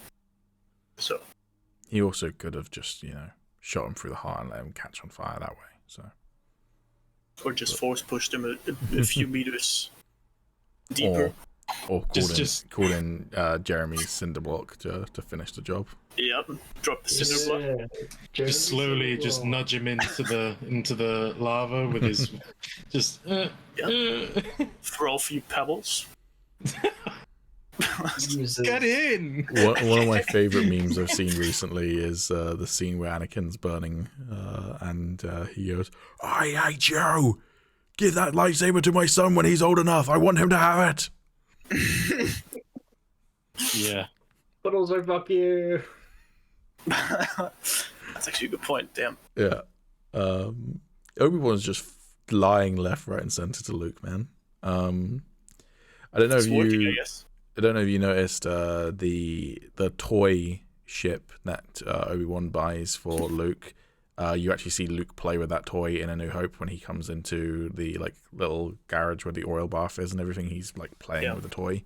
So I only realized that after the episode, but I realized it as soon as I saw it. I was like, "Oh my heart! Oh my heart! That was good." I wish I realized that earlier, but I only realized that after the episode 7. Yeah, it's a good time. I like how Obi-Wan's not, because he's not really connected to the Force, he's not doing great in these fights. I fucking burst out laughing when he does his like head slap thing that he's done in, I can't remember when he's done it, but he did it in one of the prequel films. He like head slaps the character, but this time he head slaps the Zabrak and then goes ow because he like hit the spikes. Yeah, in the fucking drug that thingy. fucking got me so good, man. Also, there are going to be so many Breaking Bad memes coming from it. Yeah. The crack girl was MVP there. Jesus Christ. She was. Me and Alex talked about that. What, the girl who sells him the crack? The spice, yeah. That's his Gifted him daughter. the crack bomb, yeah. That's his daughter. Wait. Oh, really? Yeah, Daughter? that's Ewan McGregor's daughter. Ah. Yeah. Damn, selling his Yeah. dad Selling his own dad crack. I was, because I misheard at first because I could see where the scene was going. When she offered him spice, I thought she offered him death sticks. I was like, I really hope he does you don't want to sell me any death sticks, but then he didn't, so and I was like, sad oh, when okay. that didn't come up. She didn't even mention death sticks. That was it's such all lost spice. potential. But oh well, it was a serious plot moment, not a funny moment. Yes. I also They love. could have made. Yeah, I also love little moments as well, like when he gives the clone money, and there's like, yeah, it's just like they Deborah Chow kind of compared this to Logan and Joker, which I feel like are two very, very different pieces of media, and I very much hope it keeps on its current trajectory of being like Logan, because I don't particularly like Joker, but it does feel like that kind of like story-driven or character-driven exploration piece, and that's really, really fun. Yeah, me and Sammo both got very hyped when Tamara Morrison showed up. Yeah. Yeah. And Love he that cameo. wasn't just a clone, he was a 501st clone. Member of Anakin's squad. Really? That's Yep. the 501st colours. Yeah, the blue stripes. Mm-hmm. Oh, shit. I also like how I don't know how close it is to actual Uncle Owen's voice. Like I'm trying to remember Uncle Owen's voice from A New Hope, and it doesn't feel like it's that close. Maybe I'll rewatch it, but I like how Joel Edgerton is doing a voice that kind of reminds me of Uncle Owen, even though it doesn't particularly sound like it's not Joel Edgerton's normal voice, but it's because he's actually getting like proper lines to say this time. He's like, "What, you like you trained like you trained his father?" It's like it's a very kind of like it's a voice, but it doesn't not suit the character, and I think that's really I see cool. that. Yeah, He's making it feel like Uncle Owen. No Aunt Beru though. This is Aunt Beru. No, we saw her from far away in the binoculars, didn't we? Okay. Yeah. Not complete Aunt Beru erasure, but still. Obi-Wan says yes to stealing from your work. Yep. I thought that was pretty funny, honestly. And also they didn't. I totally thought from the trailer that it was pretty dark, that they were showing someone being like strung up and lynched in a Tatooine street. I guess he technically is still lynched, but he's not hung from the neck because it's PG-13. He's strung up by multiple ropes around his body instead. It's much nicer and cleaner. I was also not 100% sure if that guy was dead or if he was actually just hanging there. But pretty sure he was dead. He was just vibing. Pretty sure as well, but the Inquisitors didn't put him up there. It was all himself. He just found it comfortable. Sunbathing. Okay, so force auto asphyxiation. Yep. Asphyxiation, understand. Going out swinging. So I guess the big question I have, other than where's the show going from here, is why does Reva want revenge on Obi-Wan? Because Reva knows that Anakin is Vader, which is something that not most people know. The Inquisitors might know. I don't think we've been told one way or the other in the past, but most people don't know. So why does she know? And why does she hate Obi-Wan so much? I mean, this is not really a reason or an argument for whatever she's doing, but she does seem different than the other Inquisitors. So maybe she's not really coming from the same... I think it was implied that she's like the youngest and newest member, so maybe she was found more recently. Yeah, I feel like... Because, I mean, Obi-Wan also said most of them were former Jedi, which might be an indication to that she isn't. She was one of the younglings in the fucking Order 66 background. So that thing, is... wasn't she? Yeah, that's what most people are theorizing, is that there is a young girl who could be a younger version of Reva in that Order 66 scene, which would also make sense as to why we start with that scene. But that still doesn't explain why she hates Obi-Wan. Yeah. I feel like maybe... Him being this really powerful Jedi that survived Order 66 didn't come back to save everyone. Yeah, I mean, that's what I was going to say. It could be that, but I feel like there's got to be like something that doesn't bigger, seem something like fundamental enough. Something that's for her like, to literally hate the shit out of it. Like, yeah. I wonder whether there's like specific lies specifically about Obi-Wan. Like Vader came back and he was like, "Oh, that Obi-Wan bastard! He was the one who orchestrated all of this." And then she's like, "Oh, he's the one responsible." You know, it could be like that. Or I'm wondering whether maybe there might be a flashback to when Yoda and Obi-Wan came to the Jedi Temple. Maybe she's like alive and hiding there, but they don't find her or whatever. Or maybe even more drastic than that, they find her and just leave her there. I don't imagine that would happen, but you never know. Yeah, I don't know. It definitely feels to me like it's going to be a sort of, revenge turn sacrifice for the hero type thing. Like she's clearly not going to be the main villain, at least not all the way through. I think there's a good chance that, there probably will be some lies that she was told, and then she kind of like realizes that she's just become this awful person for no reason, and then is just like, Vader, fuck you, and then like Vader just kind of pulls a what's her name, Sarah, a Sarah moment from Jedi Fallen Order, where like she just runs at him and he's just like, whoop. That would be pretty cool. That still makes me chuckle every time I think about that. No, that was still one of the best 2 minutes of Star Wars ever. That scene, I love that shit. Yeah, that was amazing. Like when I first heard the breathing, I was like, "Oh, And then he jumped yeah, down. dude." Yeah, it was also such a good transition from Obi-Wan like realizing it, and then cut to Anakin's eyes. That was great. There's actually a really cool connection that I've made with Anakin and with Obi-Wan and Ahsoka, saying basically the same line in the same tone when they realize who Darth Vader really is. Yeah, and it's like basically the same facial expression as well. Yeah. And it then cuts to him, which is like, damn, yeah. that made the scene even better. And what was I gonna say? I reckon that's possible that when Obi-Wan realizes that Vader is Anakin, and he's now like reconnected to the Force and everything, that shot of Vader's eyes opening might be Vader finding out that Obi-Wan's alive as well, like sensing him out there in the galaxy. I'm almost 100% sure that's what that scene indicated. Yeah. I mean, it might just be able to show, okay, he's here, but yeah, I feel like there's more. So the Grand Inquisitor is alive. Yeah. Spoilers alert. Yeah. Yeah, someone again who hasn't seen Rebels, I was like, I had no idea, and then Sammo was just like, but that's not how he dies. Like, what's going on? Yeah. So yeah, I'm interested to see what's gonna happen there. Stuff like that in Star Wars. Qui-Gon gets stabbed in the chest, dies in like 5 seconds. Maul gets cut in half, survives.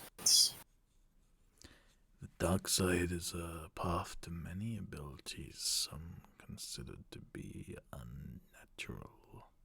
True. Considering that Maul also said that basically just his pure hatred kept him alive, which is a good. What was it?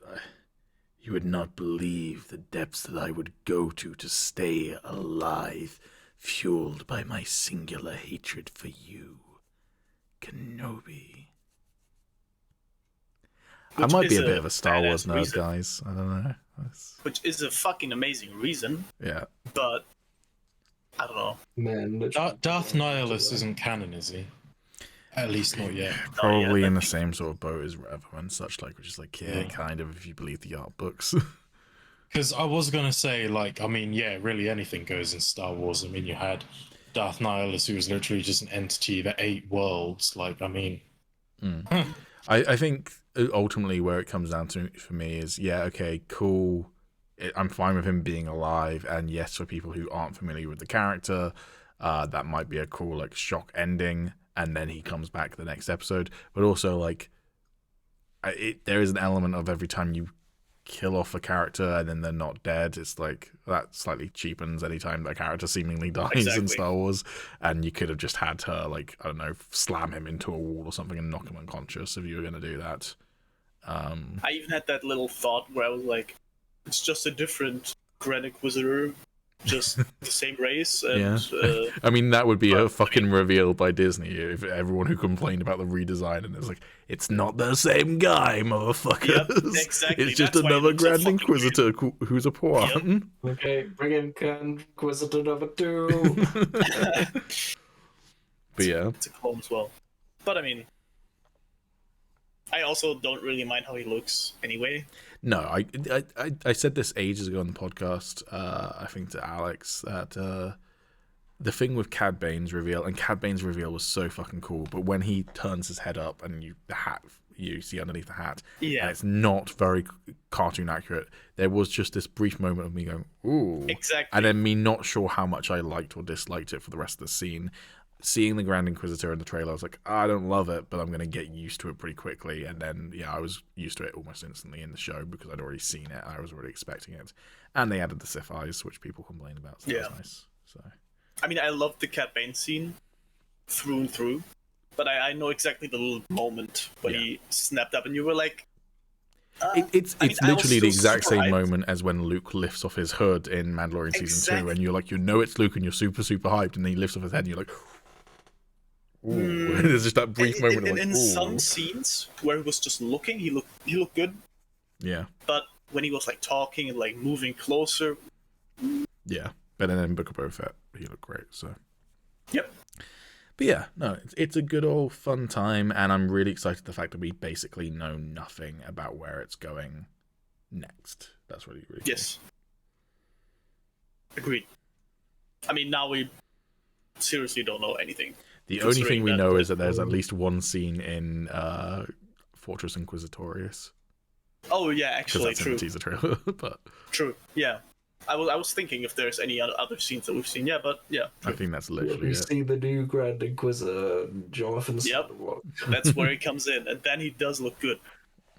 And it's played by Jason Isaacs. I mean, that is the other minor gripe I have about the Grand Inquisitor in the show, and I think that it's what's his name, Rupert Friend plays the Grand Inquisitor. Rupert Friend plays the Grand Inquisitor in Kenobi, and he's good in it. Like, I have no issues with him, but I do think that the Grand Inquisitor is played by Jason Isaacs in Rebels. Jason Isaacs is fucking fantastic in that role, and I don't really see why they couldn't have brought him back for this, because if you put him in that makeup, he will look just as much like the Grand Inquisitor as Rupert Friend does. So I don't really get the recast rationale. Like, I get characters like Ahsoka, because Ashley Eckstein, although I wish she was Ahsoka, in live action, because I think she is better. I think Rosario Dawson does fine, but it's never going to be as good as Ashley Eckstein, in my opinion. But with a character like the Grand Inquisitor, I don't get why they recast. So, but. Yeah, I mean, the one part I really do like about the Inquisitor, where I'm really happy about that, is his voice. I think the voice is really fitting. Yeah. I think the voice is, I would say, maybe on par with in Rebels. Yeah. I think that's the best part about him, at least. Also, I'm pretty sure it was Rupert Friend. It was either Rupert Friend or Sung Kang said about the Inquisitors having their helicopter blades. So we're almost definitely going to see their helicopter blades in live action, and people are gonna fucking hate it, and I'm gonna love it. We've already seen it.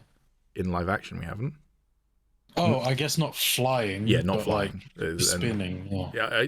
It was either Rupert Friend or Sung Kang's talked about like using it to fly. So that's pretty heavily implying it's going to be used to fly in the show, and I know that people will be mad about it, and that's honestly fills me with joy. Also, flying is still the wrong term, correct?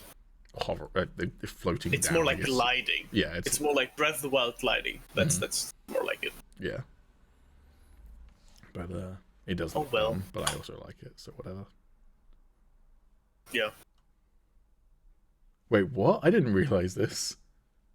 I didn't know Sung Kang is the guy who plays Han in the Fast and Furious films. And he's the guy playing the fifth brother. Oh, is that so? Yeah. Yeah, the green guy. Yeah. Yeah, I didn't realize that's the same guy. That's funny. Also, I meant to ask that. Who was the other Inquisitor bitch? The green. The fourth sister. The fourth sister. Yeah, she's been seen in comics, I think. I was gonna say I'm pretty sure I didn't know her, but yeah. I can't remember any of these bloody numbers. Oh, that helmet of her looks sick though. That's a cool looking helmet. Damn. Oh, apparently she was an impersonation in the comics. Still a cool looking helmet. Yeah. But yeah, overall, is good. Yeah, I'm excited. Can't wait for Friday. Still a little bit worried about how it might close out, but is good. The start was great. I'll just let the rest wash over. Play out, I guess.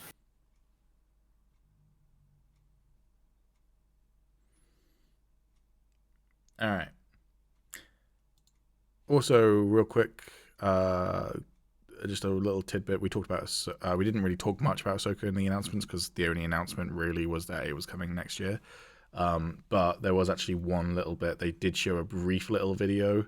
Oh, I didn't tell. We didn't talk about this. So because Sammo hadn't seen the teaser that leaked. I haven't seen a video of it, but I've seen photos. But we have seen that Hera is coming to live action, which we didn't know for certain. And we're also getting Sabine, which we did know. That I've seen. And there is a photo of her looking at all I'm going to say is the artwork from the end of Rebels, because otherwise we get into spoilers. So that was pretty cool. I can't fucking wait. And also there was a shot of Rosario Dawson as Ahsoka that was revealed, again leaked from a video of a celebration that they didn't show publicly, but we can see that she's got longer lekku, so her longer head tails. So that's cool. Yeah, a lot of people complain about that, but yeah, I didn't. But... I'm really hyped for Ahsoka. I still come down on the thing of I wish that they were doing it as an animated show of Ashley Eckstein returning, and then have Rosario Dawson play Ahsoka when you're crossing over into live action shows like Mando, but it's whatever. But they're doing so much live action now that I can't blame them, I guess. Yeah, and it's totally they're totally building up to some event thing where everything is going to converge, and I get it, but I know that therefore it's cleaner to do it live action, but I wish that they'd just gone, but we'll keep this one animated, but when they cross over, it'll be Rosario Dawson. But yeah, I get why they're doing it. Also, them looking at that artwork, almost 100% confirms me the live action debut of another character. Oh, 100. Everyone's theories about what Ahsoka is going to be about have basically been confirmed by that. So at least the base premise. Exactly. But, so that's cool. Yeah. And that feeds into my theory about the Thrawn trilogy. So yeah. I mean, yeah, the one isn't really possible without the other. Let's just say that. Yeah. Anything else that we want to talk about in news? What do we want to talk about? Stranger Things. Callum hasn't seen all of it. I don't know if Alex has seen all of it or Sammo's seen all of it. I have just finished any of it. 2 minutes before I joined this voice call. So. And Alex hasn't seen any of it. Just real quick then, Stranger Things Season 4 Volume 1 came out. Sammo, yay or nay? I loved it. Yeah. Is it my favorite season? Maybe not. Maybe 1 is still better. Yeah, I think Season 1 still really takes close, it. I think. Season 4 has been my favorite since Season 1, but Season 1 still takes it for me. I think I agree with that, yeah. But I think probably the only reason why, and this is not getting spoilers, is Season 4 is big. Episodes are long, lots of characters, lots of different locations, and some of those arcs with some of those different characters work better than others. And so the ones that work great are as good, if not better, than Season 1, but the ones that aren't as good, they don't bring the show down, but they are less interesting than the least interesting stuff in Season 1. Is kind of how I take it. So Season 4 has made one of my least favorite characters into one of my favorite characters. I didn't know it was possible, but I'm really curious who that is now, and I might have to ask you out of this call. Wait, I mean, there's people there for that, right? Specifically talking about Episode 4. Episode 4 is fucking phenomenal. But fair enough. I mean, it's not really a spoiler just to say who your new favorite character is. It might. What we've said is maybe a little bit too much if you know who the character is. It's relevant. Yeah. Let's just put it that way. But I'll just say that character I've loved since the debut. So, but I still loved that episode. I liked her, but I didn't like her anywhere as much as I like her now. Yeah. And yes, she's a female. Spoiler alert. Yeah. Okay, well, I can pretty much take from that who it is. Probably, but I mean, maybe not everyone. But yeah, it's a good old time. Thoroughly enjoy it. Also, it's not done yet. It's not done. There's a volume 2 coming next month. I kind of hate the fact it's coming next month because I literally got to the end of episode 7. I was like, stop playing the next episode. When is next month? No, I finished it. I thought I had so much more to go. Yeah, no, it's good. And it also, like, people complained before it came out about the longer episode runtimes. Not an issue, I think. It doesn't feel... I feel like it fits with how the story goes right now. Yeah, it's really well paced. I didn't feel like I was watching hours and hours and hours of content. At the same time, the last 2 episodes are both, like, near 2 hours long, and I think those might feel long. But also, at the end of the day, right, who cares? Like, I genuinely don't get the criticism of, oh, you expect me to watch a 2-hour episode of Stranger Things. You can choose Here's not to. an idea. Pause it. Well, you can choose not Pause to. it, go do something you can else, and pause then it, just go back to but it. also, if they announced this as instead a Stranger Things movie, and then there was going to be a 5th season after it, would you be mad about that? Because it would still come out in the same format. It would be released on Netflix. Yeah, that shit is Like, fucking stupid. so I don't get it. I don't get that criticism, but I mean, I thought it was, not an issue, but I was worried a little bit about this, like, the length as well. Not because I can't sit there for an hour. I mean, I was worried that it might mean the pacing was fucked, but the pacing that's exactly what I meant. Yeah. I think, seeing as how the episodes go right now, I'm almost certain that I know what direction the last 2 episodes are going to take, and I don't think they will fuck up. Did you see the twist coming? Because I saw the twist. I didn't see the full twist coming, but I saw most of the twist coming. I mean, I did see the twist coming, but I did see the twist coming kind of late. I did see the twist coming in the episode itself. Yes, that's what I mean. Yeah, I saw it coming in the. I worked out the pieces just before it got revealed officially. Exactly. Yeah, like which is that's satisfying, before, right? maybe. When you work it out and then you're like, I was right. So yeah, that's cool. I was like, I mean, I could have maybe guessed before, but maybe not. Okay. Cool. We'll stop talking about it though because we're dancing around spoilers for these two. So it's a good time. Go watch it. Yeah. Cool.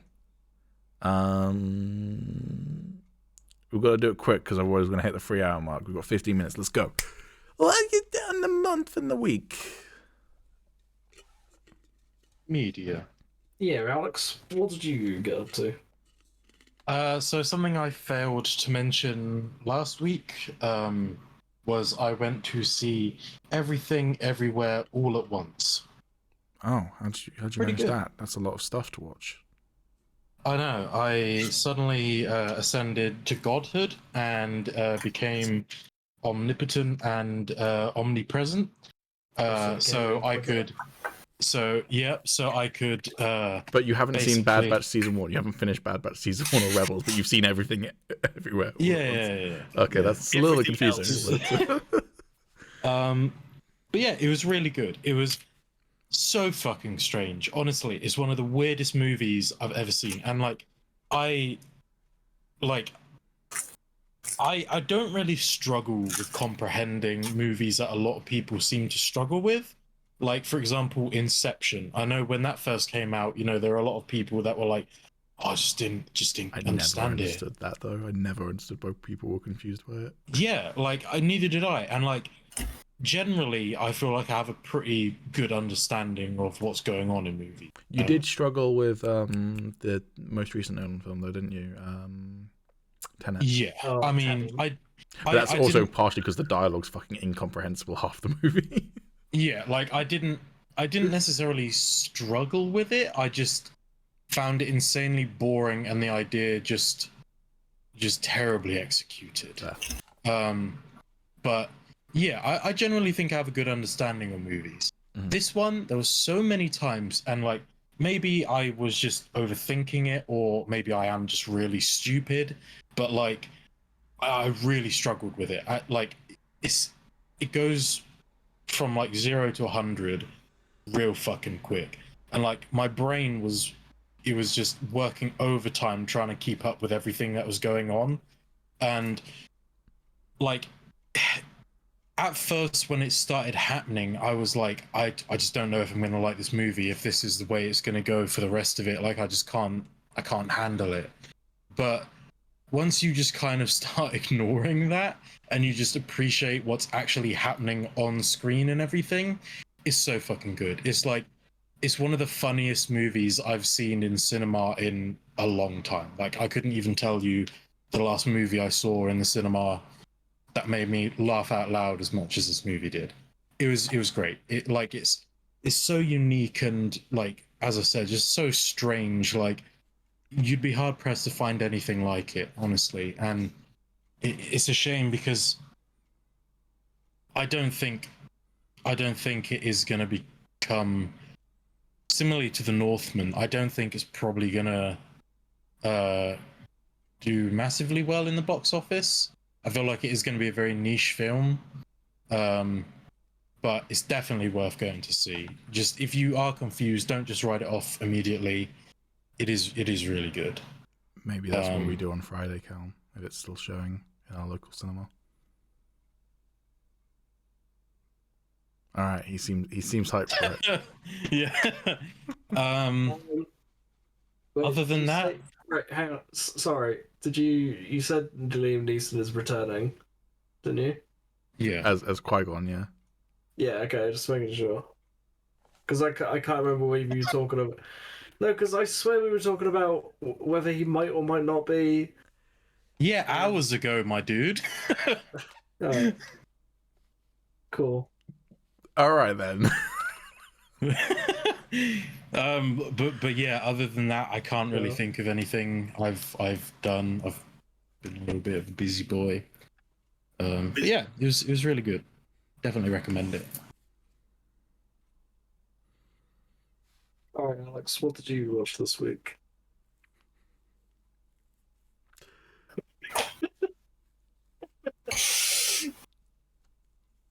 No? Go ahead. Alright, You've been I will asked. beat your ass on the weekend. I swear.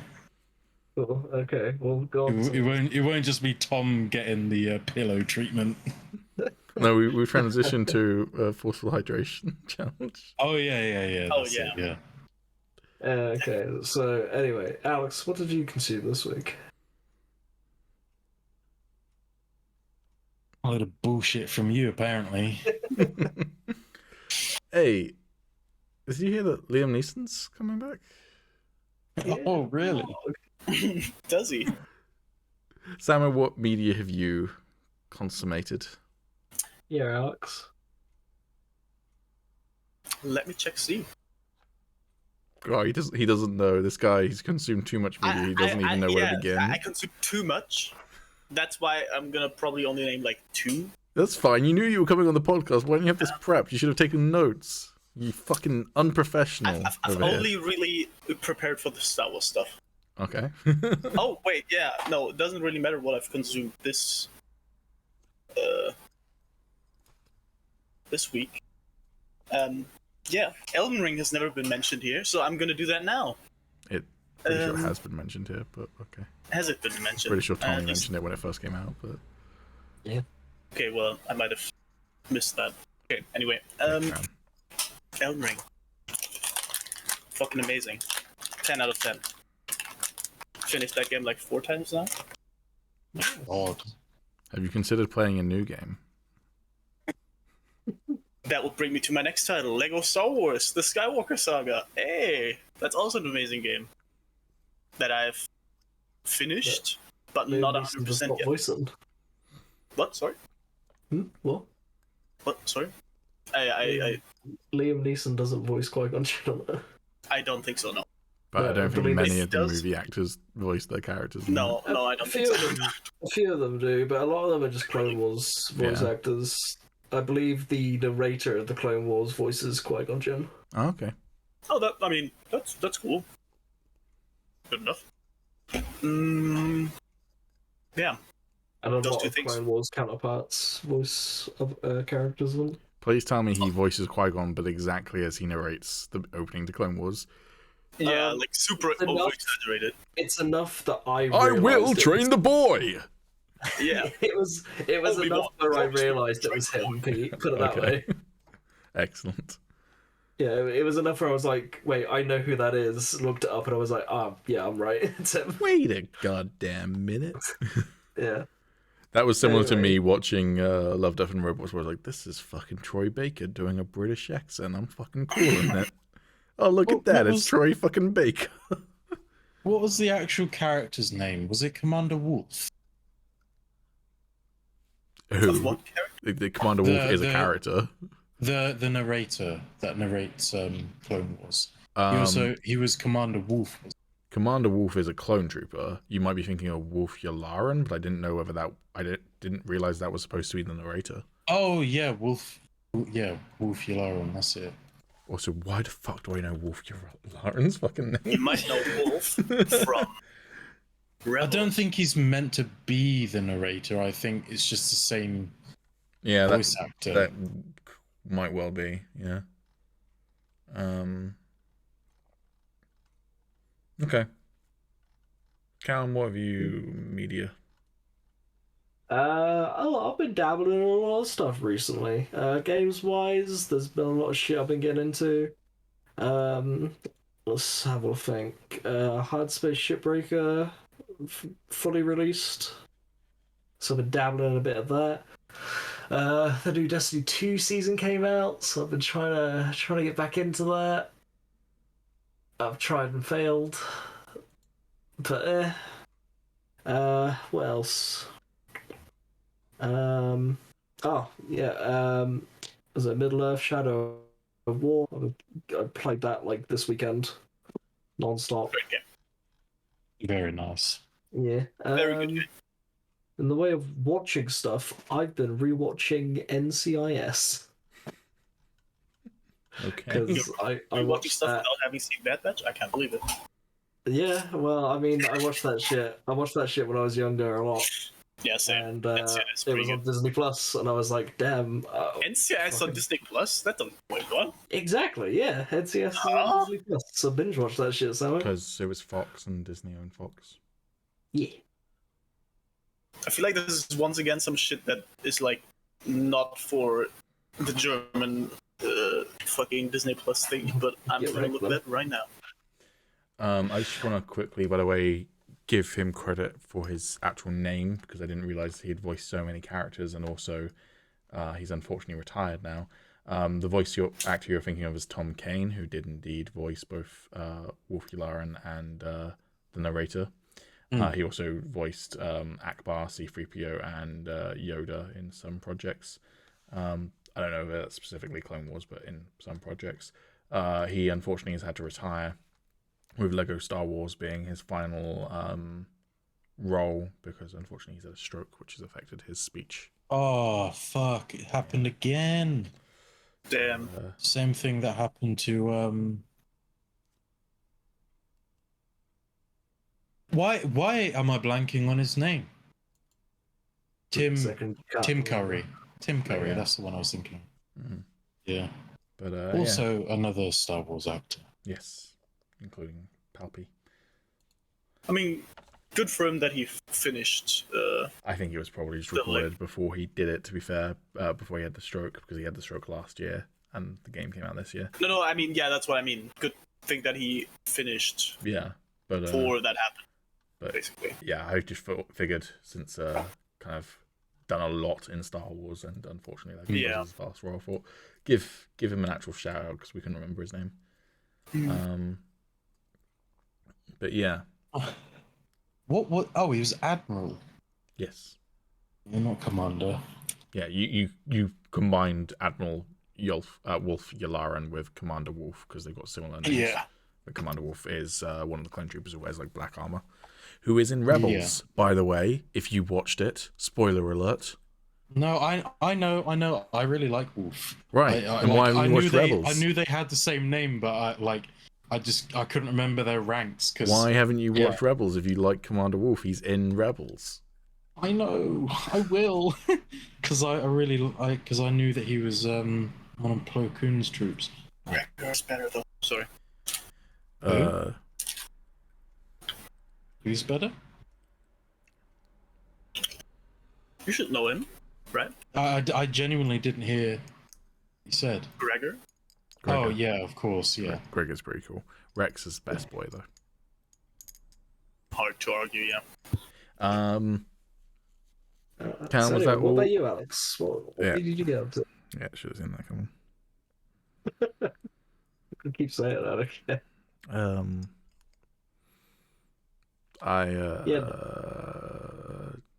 Nothing. Nothing. Nah, and not other than the stuff we talked about, so Stranger Things and Kenobi, and then I didn't mention it 2 or last 3 week because Star it Wars was just things. Alex, but I watched and finished Love, Death and Robots Volume 3 all in one day. Do you know Callum's watched that as well? It was a Wait, good when did time. that come out? That also came out like last week. A week Yeah. before, I think, like Friday, 2 weeks ago. It's good. I also still have to watch that. Yeah, it's a good old time. Had the best episode of Love, Death and Robots ever, which is the opener. Unsurprisingly, it's the best episode because it was directed by fucking what's his name? Fuck, that's going to annoy me. It's not the opener, it's the second episode. Is it the second episode? Yeah, You're right, the opener first is episode's the fucking robots one. robots. Yeah, that one was alright. Second episode, directed by David Fincher. So unsurprising that it's fucking phenomenal because, you know, David fucking Fincher directed it. So Yeah. but yeah, fucking it's good. It's a good old time. Yeah, I'll watch that then. Till next week, probably. But as I say, other than that, not really got anything to report on because we talked about everything else that I've reported. Yeah. Same. I've also played Valorant Yeah. with a few friends. Chinese spyware. Yeah, exactly. Like, I'm actually so lucky. Like, all of my friends, every time they Valorant, Discord crashes, their PC crashes, whatever, they can't talk for like 5 minutes. It's horrible. I'm the only one who's not affected by it. Great. Lucky you. As someone who has to put up with that. Fuck you. Have you considered getting good? Did you know how unlucky I am as a person in general? You can give me that one little. I don't even think you're unlucky. I think you just make like really strange choices. Like getting your Oculus off of some like Okay, no, just to show, like, this is the earliest. Like, that happened yesterday. Okay, that's just one argument. You know, I was farming this one item in Final Fantasy, also a game that I play. Oh god, no. Tom's gonna come out of the woodwork. It has a 25% drop rate. I had to try 11 times. How is that even possible? How does that happen? Here's how that happens. Every single time is a 25% drop rate. The drop rate does not improve after 4 times. It's still 25 each time. But still, 25%. it's Come on, literally it's a not that once in a hard. lifetime opportunity to get That's that. that's a once in a lifetime. I was about to say that. That's a once in a lifetime moment, and that stuff just racks up. I'm literally the unluckiest person. We all share one fucking brain cell, I swear to god. The best part is that anyone who just watches this channel has no idea what we're referencing because all that content's uploaded on another channel because I was selfish and wanted to you know, build up an audience on my own channel rather than this channel. Well, go watch it then. But it's all what available you can do on that, my channel, PB Marsh. I can't remember what the hyperlink is, but it's the channel name is PB Marsh. The series name is Star Wars Leviathan. What YouTube.com/PB Marsh. I'm not convinced it is that. I'm gonna try it right now. It might be, but I'm not convinced it is. .com/P. It is. Hey, look at me. 100 There you years. Alex, we fucking forgot to do it again. It's been a 3-hour podcast. Oh, Guess what we for forgot to say at the Christ's sake. beginning of the podcast? We need to just like we need to set like an alarm or something. What I just need to every do, Monday. what I need to do is add to this Piggledy podcast. with a please like, favorite, and subscribe, so that when I press the button, it just does it, and I don't have to think about it. Hey everyone, thank you for watching the Higgledy Piggledy podcast. This is a long one again, but we had 4 people and a lot of Star Wars news to talk about. To be fair, we nearly went through all the Star Wars news in the first hour, and then we just talked a lot about stuff, but we didn't mention the Batman. Until right now. Kenobi Why took like would we? 40 minutes, I think. Well, anytime me and Pete do it, we always seemingly manage to get back onto the Batman and Iron Fist. And- Like, it's just and then we talk about it for like an hour. And we already did literally, I don't know if we ever told you this explicitly, Callum, we did a 2-hour podcast when the Batman came out. And in the middle of that, we got on to talking about the Batman, and that lasted more than 2 hours. So I just had to slice that out and release it as its own video. So there's a roll for insight on the Batman that we did, which is just in the middle of the normal podcast, just because we wouldn't stop talking about the Batman. The bosses. we like the Batman. We like the Batman in this house. yeah, if you enjoyed this podcast, like, favorite, subscribe. Also, please comment below to remind us to do it at the fucking beginning of the podcast, that we can actually get people to like, favorite, and subscribe, because they probably turn off about 10 minutes into this. I haven't bothered to look at the analytics, but I imagine, since apparently most videos longer than 20 minutes don't get a lot of views after that 20-minute mark, we probably don't have a lot of audience retention for the entirety of the video. And You think saying it in the first 30 seconds is going to keep them for the full 3 hours? no, but it might get them to like, favorite, and subscribe before they leave after 20 minutes. Yeah. If you made it to this point, Okay, and you didn't skip ahead, let us know in the comments below. I won't believe you, but let us know in the comments below. I believe you. That's because Sammo is trustworthy. And Also, naive. like, favorite, and subscribe, and hit the ring bell if you want to see, in 11 months' time, our vlog from Star Wars Celebration, baby. Oh yeah. 10 months. It's the start of April. Touche. Alright. Sammo? This was the Higgledy Piggledy podcast. I'm totally gonna fucking clip that.